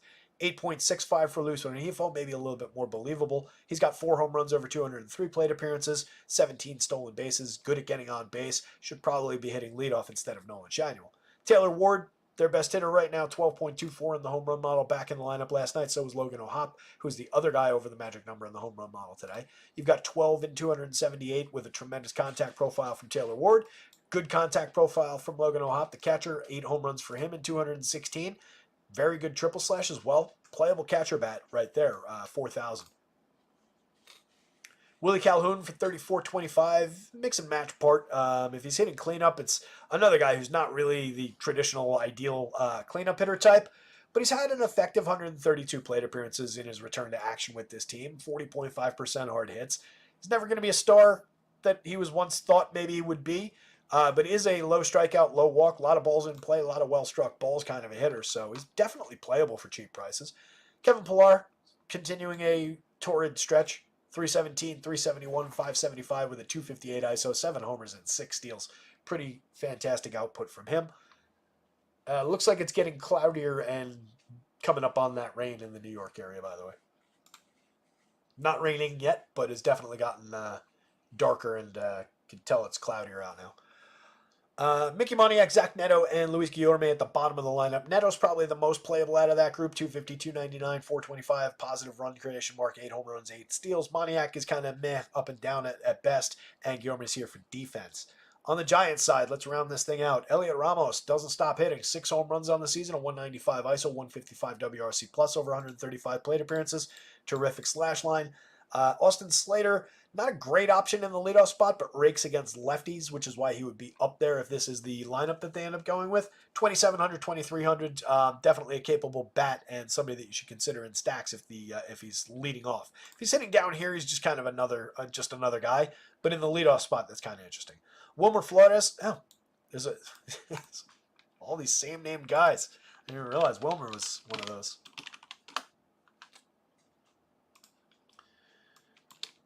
I'll try and get that corrected as well on the site. Wilmer Flores. He was the only Wilmer Flores on FanDuel. 3,500 on DraftKings. Just 4 home runs out of Wilmer. There's a long, long track record of him pounding left-handed pitching, though. So if you're going to Giants bats, he's in the mix for sure. Matt Chapman, definitely in the mix. A lot of right-handed power there. Pretty good contact profile. 8 home runs on the season, a 165 ISO, 108 WRC+. He's just been okay, but there's a lot of home run power upside there. And this is the game, by the way, again, the wind is blowing out toward dead center at like 20 miles an hour, but it matters less just with the way this ballpark is structured and how wind works in this ballpark. But there is a pretty significant wind blowing out. Mikey Conforto having a decent season. 8 home runs, a 190 ISO, positive run creator, pretty good premium contact. Jorge Soler not having a good season. 7 home runs, a 148 ISO, way down in the power department. Way down in the premium contact department. Half the barrels. Greatly diminished hard hits. Strikeouts are lower than they were last year. Walks are down a little bit, but he's been way off. He's very, very cheap as a right-handed power bat against a lefty here. Kind of interesting. 4,000, 2,800 for Tyler Estrada. 8 home runs for him, an 87 WRC+. A lot more quality from him than we've seen this year. And then bottom of the lineup, Nick Ahmed, Kurt Casale, pretty skippable outside of just mix and match shares across a ton of Giant stacks. So this one is Giants bats. And that's it. You could play Tyler Anderson if you want to. It's not a great option. You can definitely play Spencer Howard. That's probably the number 2 is Spencer Howard DraftKings value, as uncomfortable as that is to say and as low projected as he is. Out of everything in this game, that probably is your number 2. Maybe some one-offs for power upside from the Angels. Maybe a few limited Angel stacks against Spencer Howard. Definitely hedge if you take a big Spencer Howard position for some reason. Hedge with a few Angel stacks. And that's it. That's your pitching board. 622. Let's do this real quick. Top of the board, Chris Sale, Freddie Peralta, 1-1A. Sale does have a pretty big gap between him and Freddie, though. Top pitcher on the board, but most expensive justifiably. Tariq Skubal, not at all behind those guys. Equal ceiling to those guys. I just think Chris Sale gets a little bit of edge and obviously has the edge by median projection. So if you're paying up, pay all the way up. I think that makes sense. But whichever one of these 3 guys is the lowest owned probably becomes the top priority because they're all very, very good, and they're in very gettable matchups. Even Skubal against the low strikeout, excellent Astros has plenty of upside. Hunter Green against Milwaukee, threatening team against, but he's very cheap at 8,300 on DraftKings, super playable at 94 on FanDuel with some strikeout upside. Luis Castillo, tremendous option on both sites. 8,600 is way too cheap for Castillo on DraftKings. Both Green and Castillo, too cheap. You can play those guys together as discounted SP 1-2 if you want to. No issue with that at all. It's probably a nice way to approach this slate, quite honestly. Cole Ragans is in that mix as well, 9,200, 9,400. Can't imagine Ragans is going to be all that popular against the Dodgers. Tariq Skubal will probably be slightly underowned against the Astros. Hunter Green might be a little bit underowned against Milwaukee. Bradish and Suarez will definitely be underowned against each other in that game. 95-91 on FanDuel, 99-91 on DraftKings. Both guys very, very playable. So again, if you're just shopping around amongst those top 30 and above types from like Andrew Heaney up, and Heaney's a different kind of option. He's like a value guy. So is Hunter Brown really at least on DraftKings, not on FanDuel. But from like this territory up, you can mix and match your way through just based on ownership. All right, I like this guy. He's underowned. They're all very talented pitchers in gettable spots. So follow the ownership and let it take you to contrarian, unique places. Love the Hunter Brown play. 7,200 is just way too cheap on DraftKings. 86 is cheap enough on FanDuel. Going to try to make that work, but if I have to, I'm going to Andrew Heaney against Seattle. 7,700, 7,000. I think it makes sense. Tons of strikeout upside. He's talented enough to beat them. We've seen him succeed for years now. We've also seen him go completely up in flames for years now. He's a pitcher we'll target a lot of the time. But in this case, I think we can roll with him. Matt Waldron, I think, is just a weird price fit at 88, 81 in the middle of the board. He's got some potential. He's a good pitcher, a good knuckleballer, but it's just kind of a why would you want to? There's also the rain to worry about in that Mets game.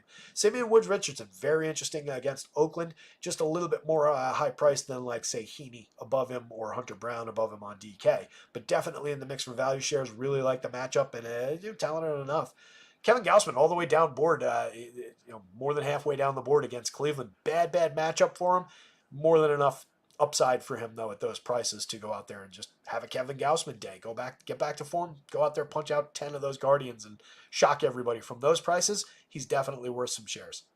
Mitch Spence, not really a target. I think it's more like somewhat believable that Mitch Spence keeps the Twins offense down a little bit more than Vegas thinks he will. But overall, that looks a lot more like a spot to grab some Twins bats than it does Mitch Spence. Even at the value pricing, even where he's projected, I don't love that option, but he is very cheap for a pretty fair projection. Gavin Stone, don't love it against the Royals where he's priced. Zach Littell against the Braves is a no. The Braves offense is looking pretty good. Sean Manaea, more of a no than a yes, but 6,200 is very cheap on DraftKings. I like the Padres bats against a little bit, but I think Manaea on DK is pretty playable. On FanDuel, he's not, just because he typically doesn't throw a sixth inning. Tyler Anderson, just, kind of in the mix like we were just talking about, just not a great price. Definitely not a good price on FanDuel. Logan Allen looks like more of a target to me for Toronto bats. Spencer Howard is at a cheap hitter price on DraftKings, 5,200. You need that fifth inning, like I was just saying, but it is a very good matchup for him to actually pitch the fifth inning today and complete it. So 52 on DK, he's on the board. 66 on FanDuel, he is not on the board. Chris Flexen, not on the board. Ryan Nelson, just based on the matchup and, again, the $5,500 price, kind of on the board. Not at all good. No real strikeout upside to speak of. Spectacular matchup. That's the only thing keeping him in the conversation. It's debatable. It's a coin flip between Spencer Howard and Ryan Nelson if you're bound and determined to pay $5,000 something for a pitcher. Don't do it with Feltner or Luis Ortiz in Coors Field. That would be a mistake. Home run board, I'm just going to show it to you. There it is. Pause the screen, take a screenshot, whatever you need to do, because I got to get this site updated.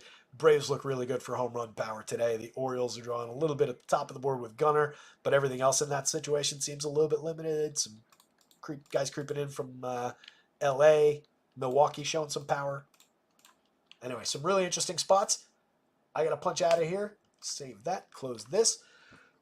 Thank you, Cujo. I appreciate it. Thank you, Larry. I appreciate you guys. You absolutely rock. Hit the like button for me. Hit the subscribe if you haven't already. 6:30. This projections will be updated in 5-10 minutes. Probably not 10. Probably more like 5. Good luck out there tonight. Somebody go win something. No shows over the weekend, but content will be up. We'll be back on Monday with more shows. Somebody take down the weekend. Go win something. See ya.